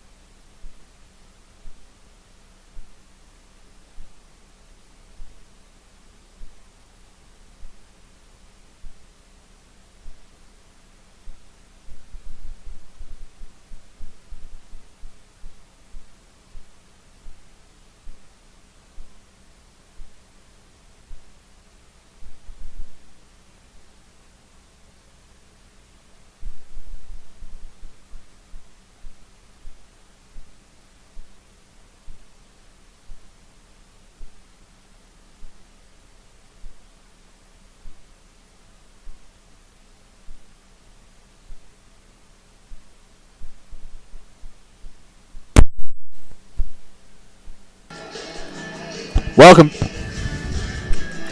back on the Hyannis Harbor Hawks Digital Network. Thank you for joining us. We have a new pitcher in. Ricky Constant, the left-hander out of UMass Lowell, stepping into things. Coming in relief of Ethan Larison, the righty out of Indiana State, went 2 innings. 3 hits, 1 strikeout, but one of those 3 hits was a 2-run home run to Brett Kinnaman, which led in both of his earned runs. Now Ricky Constant comes in. ERA of 6 in 3 appearances on the young season. Gets things started against Chandler Avant. And the first pitch is skied high in the air towards Dakota Jalila at second base. He ranges onto the outfield grass, making the play for out number 1. The shortstop from Duke, number 26, Zach Cohn. So that drops down Avant to 1 for 4 on the day. Here's Zach Cohn now. Steps up to the right-hand side of the plate against the imposing 6'5" lefty. And the first pitch rides inside for ball 1. Just a bit low, too.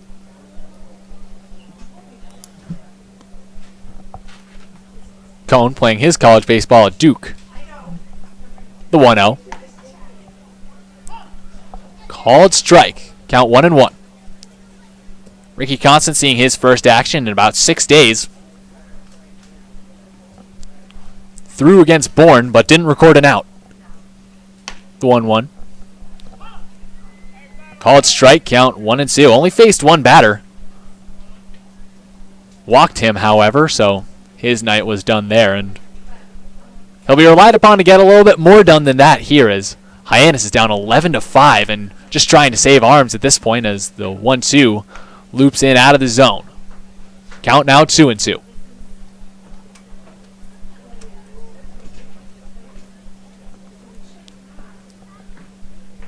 Constant to the set again. He deals. Pitch that is grounded through the legs of Cole Murphy down the first base line and through for a base hit. That'll probably be a reach on error for Cone as Murphy missing that one completely. They do call it an error. So E3, I get a double thumbs down from our scorekeeper. And just like that, there's a runner aboard with John Martinelli coming back up to the plate. The catcher from BC, 2 for 4 tonight, with a 2 RBI single in the first, and then another 2 RBI single in the 6th. Chalk that up to 4 for him tonight. Takes the first pitch high and tight for ball 1.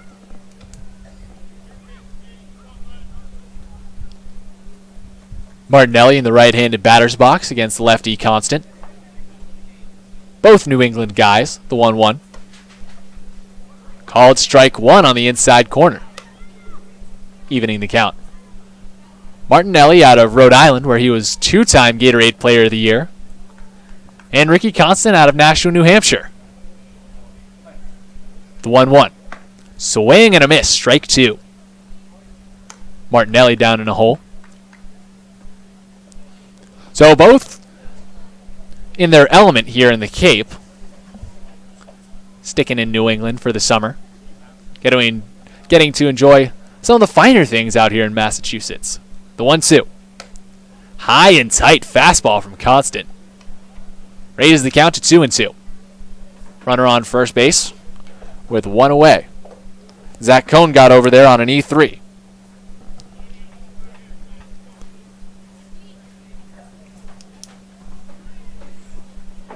The set and the pitch. Sent high in the air towards right field. Newstrom ranges in and makes the play for out number 2.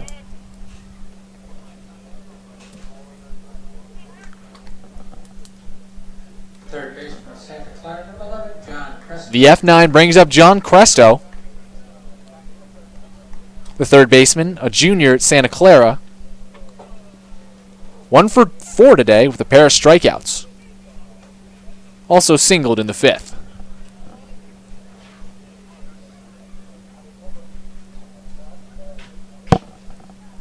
The first pitch from Constant comes in behind Cresto, who just scoots out of the way. Count 1-0. Cresto standing in the right-handed batter's box. And Constant been showing good control today, as I'm sure he's been getting a lot of work in with Ray Korn, but has been prone to wildness over the young Cape season. The 1-0. Inside again. Count 2-0. The lefty, however, with just endless promise, coming in as tall as he is, also from the left side. 6'5", 190. Stocky build for someone of only 190 pounds at that height, as the 2-0 again rides inside for ball 3. Constant, definitely with a very muscular build, and that's been known to hurt and help some pitchers. Some pitchers preferring to stay loose, but you see guys like Max Scherzer who are pretty bulky. The 3-0. Called strike 1 over the inside corner. Fastball coming in right at the knees. Keeps Cresto at the plate. Cresto playing his college ball at Santa Clara, where his older sister played college volleyball. The 3-1. Hack and a miss. Off-speed offering from Constant. Loads up the count.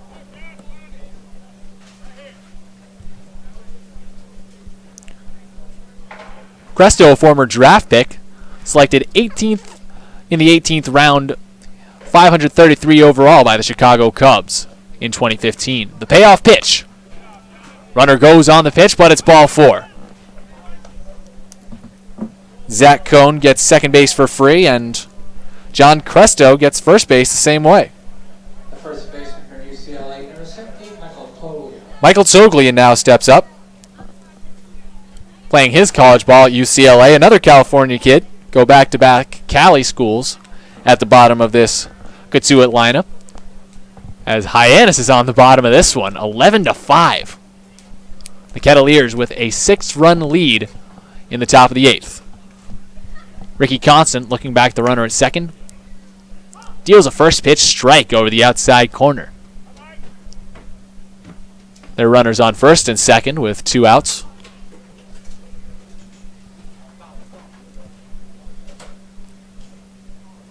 Constant again looking back the runner at second and dealing. Called strike over the inside corner. So Constant, after putting 2 aboard, is a strike away from ending it all.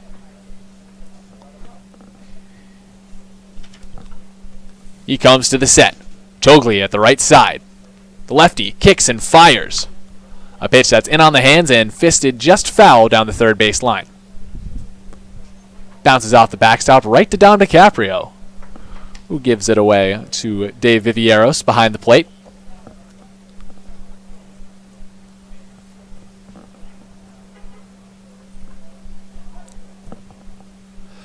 Now the 0-2 over again. Runners on first and second. 2 down. Hyannis down. 11-5. And the pitch beans Toglia.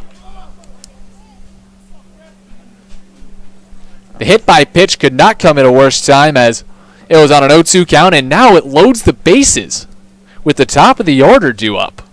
And no slouch atop the order. It's Griffin Conine, the junior out of Duke, although he's having a tough night. He's 0 for 3 with a sac fly and a walk. He comes up in just about as good a situation to turn that around as he could. Bases loaded. His team already up by 6 runs, 11-5 over these Harbor Hawks. Steps in the left-handed batter's box and takes low away from the lefty. Constant trying to work his way out of the jam he's worked himself into. The 1-0. Just misses over the outside corner, a bit low.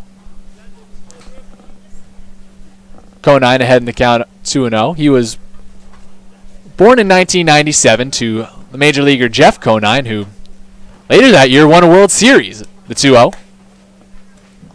Misses again, count 3-0, and Constant is a ball away from walking in a run.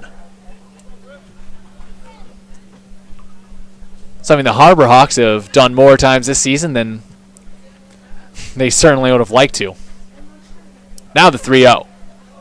Called strike, high in sight. Count 3-1. So Griffin Conine, born in 97. His dad won a World Series in 97. Sounds like a good year for the Conine family as the 3-1 is in on the hands and hit down to Cole Murphy, who cannot get it before the run comes across. But, however, he's able to make up for the error backhanding the ball, get it down to a covering Ricky Constant for out number 3 before that run can actually score. So Griffin Conine grounds out to end things. And Ricky Constant sure made it interesting coming down the stretch in the top of the 8th, loading the bases, but getting the job done on the 3-1 ground out and bringing the Harbor Hawks to the bottom of the 8th. Dakota Jalila, Reed Leonard, and Dom DiCaprio do up the 7, 8, and 9 hitters in the Harbor Hawks order when we get back. Stick around, Hyannis running out of time to cut away at this 11-5 deficit at McKeon Park.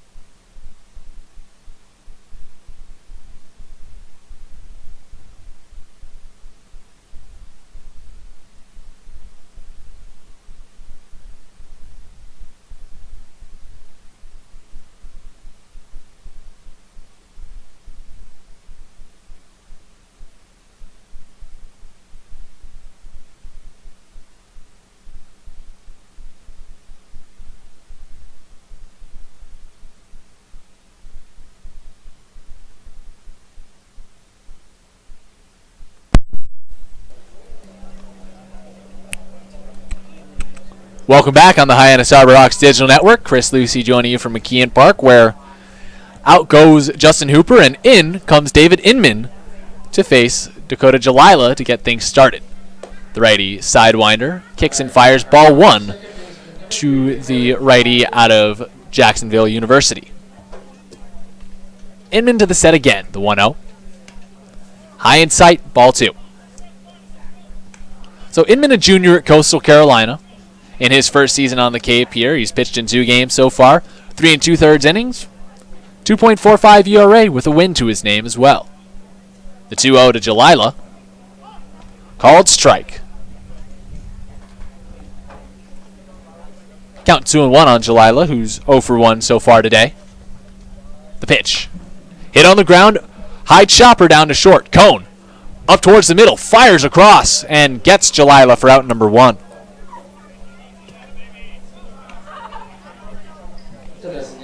One away here in the bottom of the 8th. Hyannis down 11-5 against the Cotuit Kettleers, and Reed Leonard stepping up to the plate now, 1 for 3, and desperate to get anyone on base are these Harbor Hawks as things really start to wind down at McKeon Park. First pitch from Inman, high and outside. Fastball missing. Count 1-0. Righty kicks and deals to the righty. Another miss, this one low and inside. 2-0 count. The junior from Coastal Carolina to the set. The pitch misses again, count 3-0. Flashback to Ricky Constant in the previous inning as he got behind in a bunch of counts, actually loaded the bases, but was able to get out of things relatively safely. The 3-0. Called strike on the outside corner. Reed Leonard taking all the way. The junior out of Moorhead State awaits the 3-1. Here comes. And it's ball 4. So Leonard reaches base for the second time of the game and brings up Dom DiCaprio, the junior out of Rice. 1 for 2 today with a strikeout and a single. Also walked and came home to score in the third. That was the lone run of the third. Hyannis down 4-1 at that point. Then Cotuit jumped ahead 7-1 in the top of the fourth, and it looked all for naught until the Harbor Hawks put up 4 in the bottom of the fifth and made it 7-5. The first pitch to DiCaprio, swing and a miss from Inman. Count 0-1. So things were looking good there until Cotuit again punching back in the top of the sixth, 2 runs, put Hyannis down 4 runs again, and then a 2-run jack in the top of the seventh puts us to where we stand right now at 11-5 as the 0-1 is ripped out into center field, through for a base hit. Janista fields on the run. Coming around second base and stopping up at third is Leonard, and Dom DiCaprio gets on with his second hit of the day. Puts runners on the corners with 1 away. The left fielder for South Alabama, number 11, Brendan Donovan. Brendan Donovan back at the plate. 0 for 2 as he joined us midway through this game in lieu of the ailing Jake Mangum, who took a foul ball off his front foot early in the game and was able to stay in for a while, but just deciding to play it safe. Donovan steps up to the right-handed batter's box. Left-handed batter's box, excuse me. Hitting against a righty, though, the runners on the corners, and first pitch is a swing and strike. Count 0-1. Infielders playing up the middle. Doglia holding on DiCaprio at first. Third baseman Cresto approaching the grass of the infield and gets a snap throw from Martinelli down at third.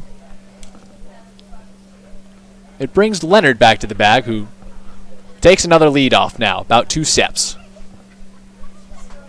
He stands there under the watchful gaze of Chad Gassman, and the 1-1 is a called strike. Brendan Donovan in the 1-2 hole.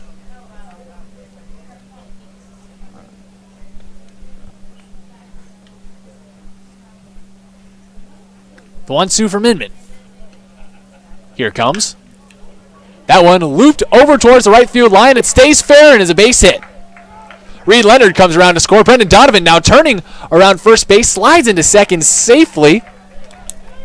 Dom DiCaprio advances to third base on the play, and Hyannis able to draw themselves 1 run closer. It's 11-6, and Brendan Donovan able to leg out a double. That's just about the shortest double I've ever seen.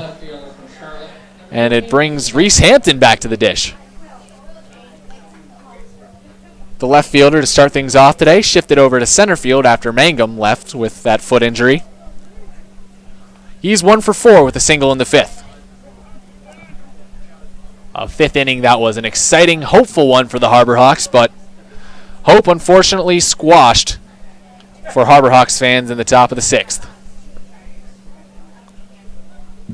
Hampton stands in the left-handed batter's box. 2 runners in scoring position with 1 out.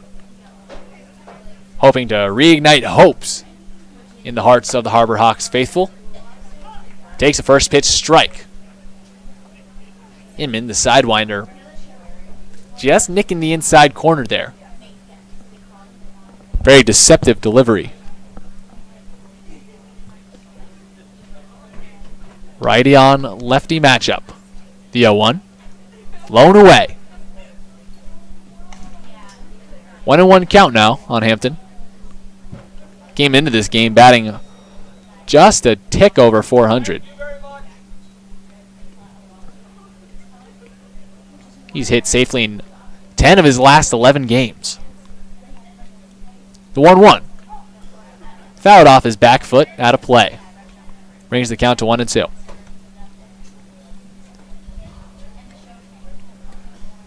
So Hampton has set a record down at Charlotte, North Carolina, where he plays ball at Charlotte in Conference USA. He hit safely in his first 17 collegiate games as a freshman last year, program record. The foul ball off his back foot prompts a mound visit from the Commodores manager. The Kettleers manager. Ooh, wow, it's getting laid early out here, isn't it? Mike Roberts out there to have a word, and we have a new pitcher coming in for Cotuit. That new arm will come in the midst of a 1-2 count. We'll come back with a little bit more on him and the rest of the 8th on the Hyannis Harbor Hawks Digital Network when we return. Stick around. Hyannis down 11-6, but with runners on, runners in scoring position, and anything going here at McKeon Park.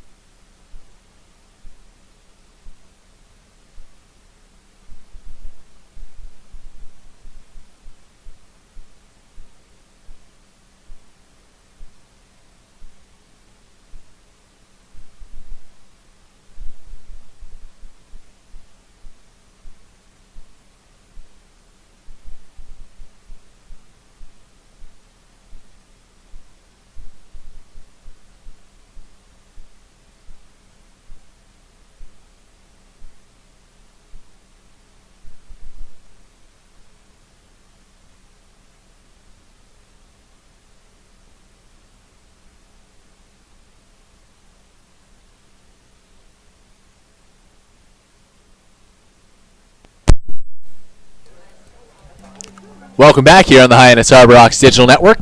New pitcher in the game is Chase Shugart out of the University of Texas. 4th appearance of the season, 4.26 ERA and 6.1 innings pitched. He comes in the midst of a 1-2 count to Reese Hampton, who stands now in the left-handed batter's box. Runners on 2nd and 3rd, 1 away. And the next pitch is scorched down the right field line, just past Cody Anderchuk in the first base box, who doesn't flinch at the liner that just ripped past him. He has bigger things on his mind and doesn't look too happy, and who can blame him? The Harbor Hawks are down 11-6 here at McKeon Park.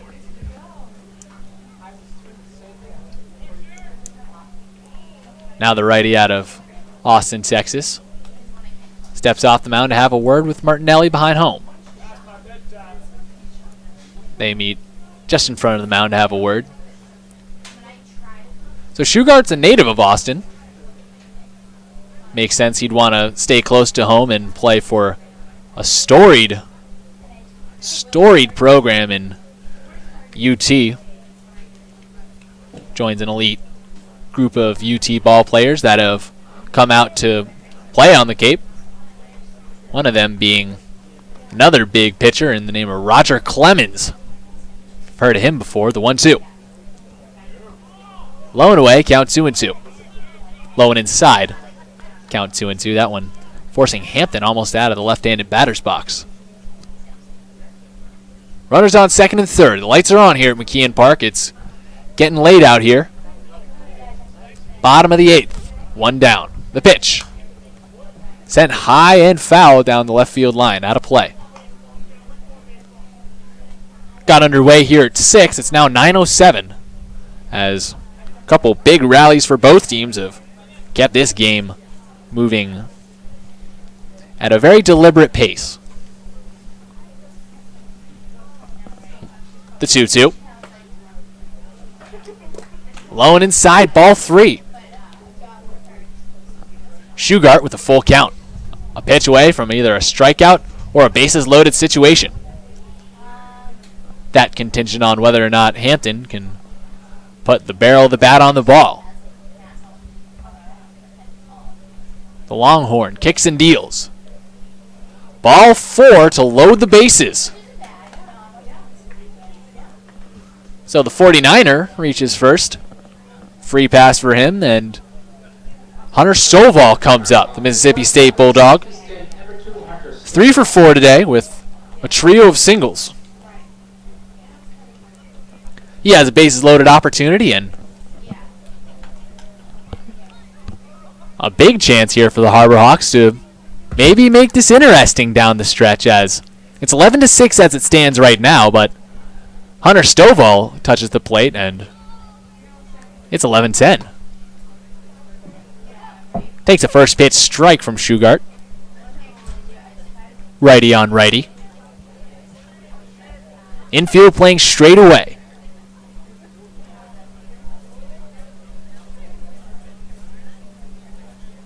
The windup and pitch. Hit right up the middle on a hop to Avant, who throws on to second for 1 and on to first for the ending double play. So Hunter Stovall hits into his second double play of the game.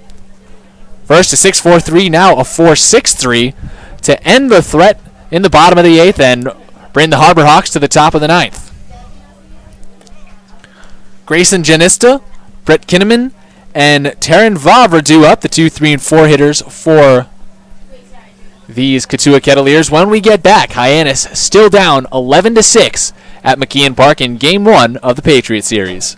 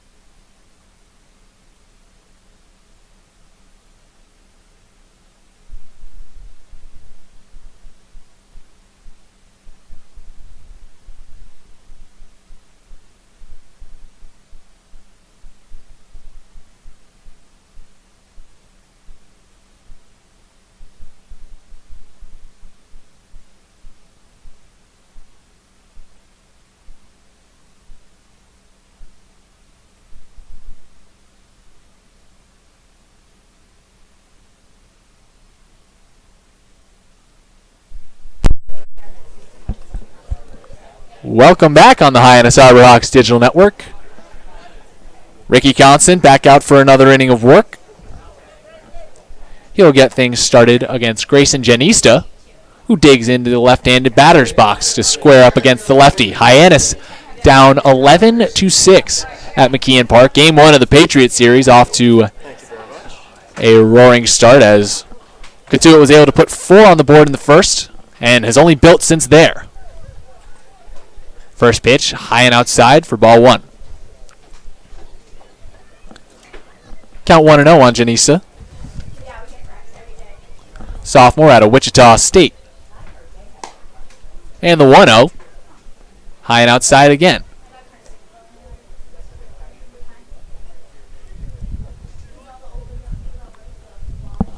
2-0 count. Infield playing it straight away. Outfield likewise. The light's on. And the 2-0 misses. Ball 3. lefty on lefty matchup off to an inauspicious start for Constant. Now he squares up the 3-0 in desperate need of a strike. He gets it right down the heart of the plate. Janista not even coming close to swinging.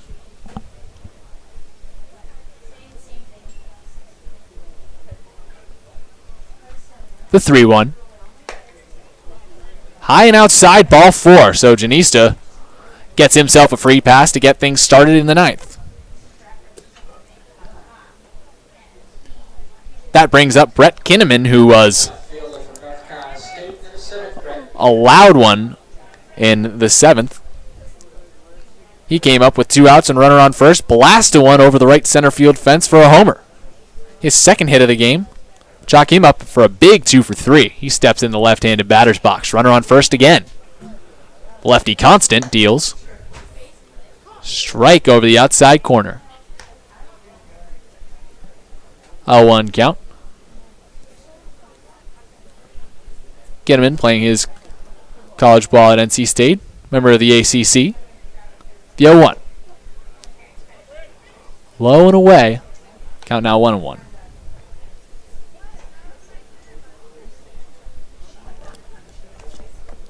Amongst ACC friends here has 3 teammates in the ACC in the lineup tonight, and he sends the 1-1 high and deep towards left field. It's chasing Donovan to the wall where he leaps and can't get there. It bounces off the wall and brings Kinnaman into second base safely.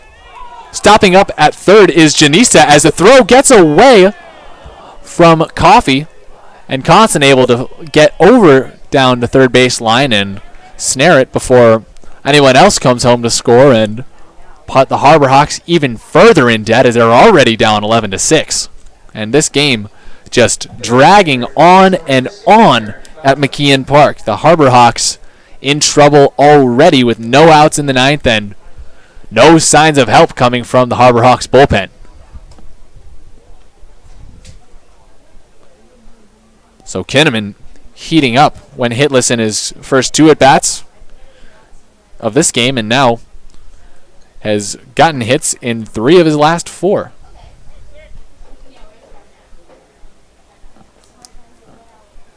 Constant squares up Taran Vavra and deals a first pitch ball. Control issues starting to arise for the lefty. 1-0. Misses again. Count 2-0. Vavra, a junior at Minnesota, stands about 90 feet away from his Minnesota teammate Micah Coffey, who's at third base. The 2-0. Called strike. 2-1 count. 2 runners in scoring position off the double from Kinnaman. Temperature starting to drop here at McKeon Park. The 2-1. Called strike. Ricky Constant getting the benefit of the doubt, low and away. Count now 2-2.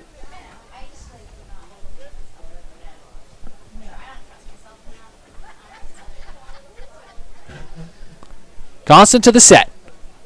Here's the pitch. Low and away, ball 3. Full count now to Vavra, who was named the MVP of the Northwoods League. Or not MVP, played in the Major League Showcase in the Northwoods League last year. 14 hits in 14 games for the Duluth Huskies. The payoff pitch. Swing and a miss. Vavra won't get his 3rd hit of the day there. That's a swinging strikeout. 1 away in the top of the 9th, and here's Chandler Avant. Senior out of Alabama. 1 for 3 today with a sac fly and a walk. Had an RBI single in the first, one of 11 runs for the Kettleers. Stands at the right-hand side and pops one up high in the air to center field. Hampton gets under it, calls everybody off, tagging up on third base and scoring easily is Janista as the throw is cut off in the middle of the infield by Murphy. Kinnaman stays put on second base, and there's 2 away on the sac fly from Avant. And Zach Cohn steps up again. Number 26, Zach Cole. Shortstop out of Duke. Number 13 prospect in the ACC 2018 draft class, according to D1 Baseball. And the first pitch is high in sight. Count 1-0. He's not only the second player from Duke in the starting lineup for the Kettleers today, but the second out of Pinecrest High School down in Florida, where he played with Griffin Conine. The 1-0. Swing and a miss. Count 1-1. The two both committed in the same year. Cone and Conine. Makes a good pair. Sounds pleasing to the ear. As a 12-6 Kettleers lead sounds about as displeasing to the ear as possible for Harbor Hawks fans, as Constant bounces in another one that gets away from Dom DiCaprio and advances Kinnaman to third base on the wild pitch.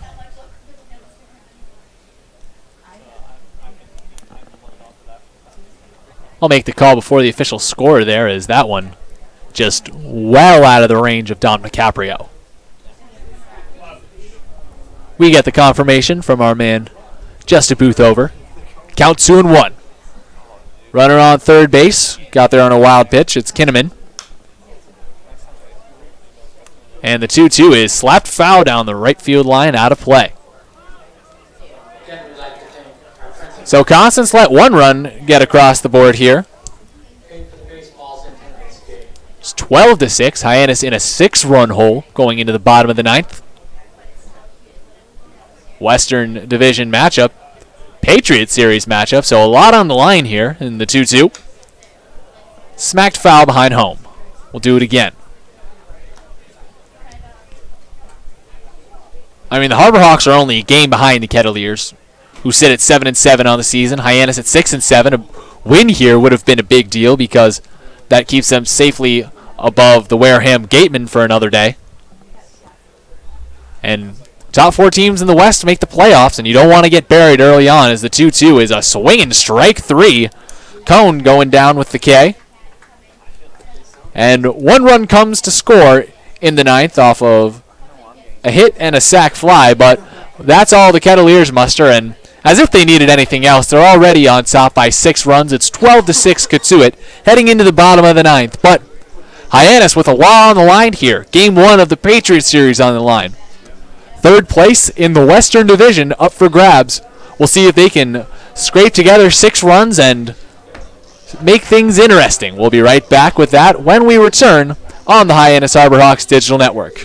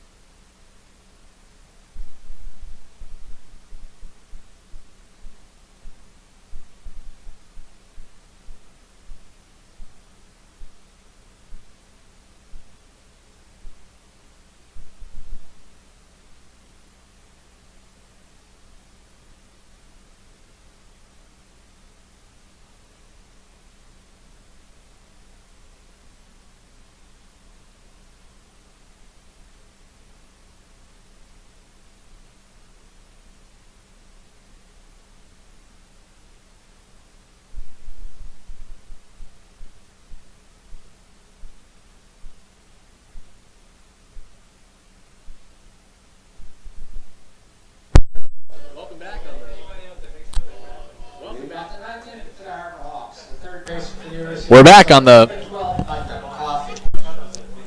the Hyannis Harbor Hawks Digital Network. Thank you for joining us. Chris Lucy here from McKeon Park, where the Harbor Hawks are on their last licks. Micah Coffey leading things off against Chase Shugart, back out to shut the door on a 12-6 one for the Kettleers.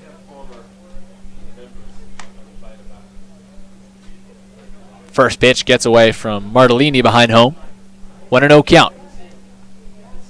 Coffee out of Minnesota, 2 for 3 for 4 today. The 1-0. Hit on a line out towards the left center field gap. That drops in for a base hit between Vavra and Janista. So Micah Coffey silently having a night tonight.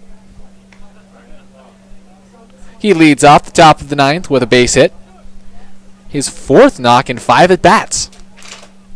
The right field from Iowa, number 30, Robert Newstrom. His Big Ten counterpart, Robert Newstrom out of Iowa.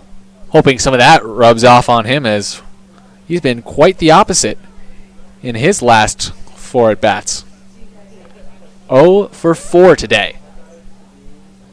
Steps up to the left-handed batter's box. The righty from Texas. Kicks and deals. Pitch flipped foul behind home, out of play. 0-1 count.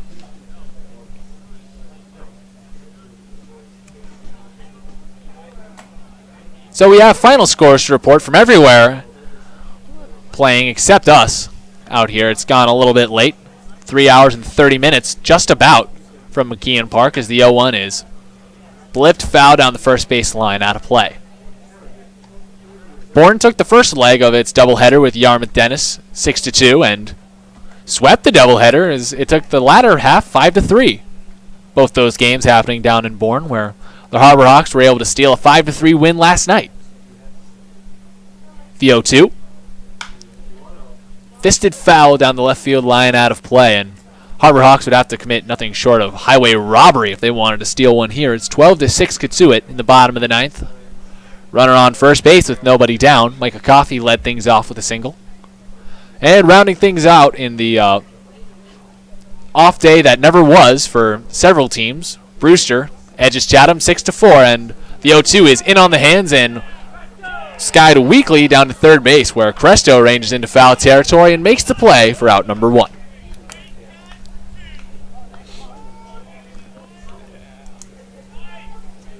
Only source of noise right now in McKeon Park is probably the Cotuit dugout, as the Kettleers know it's at stake here. Game 1 of the 6-game Patriot Series. Securely in their pocket at the moment.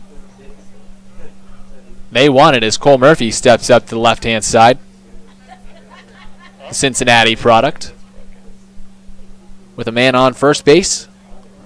1 down. Murphy's 1 for 2 in his abbreviated game today. Had a single and a strikeout. Takes ball 1 as the scoreboard out in right field flickers on and off. We're back to life here and hearing it a little bit from our scoreboard operator next door, the 1-0. Hit on the ground over towards second. This could be 2. On a cone at second, on to first. It's a double play. Count that as a game-ending 4-6-3 double play at McKeon Park, and the Harbor Hawks falling down in a disappointing fashion in Game 1 of the Patriot Series, 12-6 against the Cotuit Kettleers.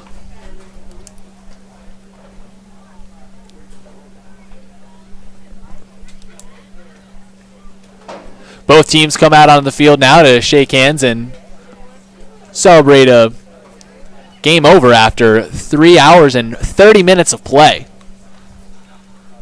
Harbor Hawks did as best they could to stay in it, rallying back time and time again as they fell down 4-1 early, then were put in a 7-1 hole, from which they charged back to 7-5. However, the pitching staff just unable to keep things tight as 2 runs were scored in the top half of the 6th. Another 2 got put up in the top half of the 7th, and then in the top of the 9th, an additional insurance run comes to pass for the Kettleers and makes it 13-6.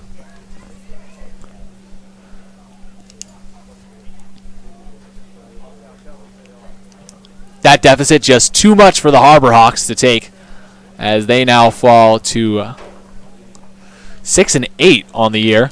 Still 1 game ahead of the Wareham Gatemen in the Western Division standings. However, now the Kettleers at 8-7 stand alone in third place definitively. They already did coming into this game, but now they take a definitive lead at 8-7, 2 games ahead of the Harbor Hawks. We'll have some more closing thoughts when we get back on the Hyannis Harbor Hawks digital network, so stick around for that. Hyannis again taking the dive 13-6 at McKeon Park to get things started in the Patriot Series.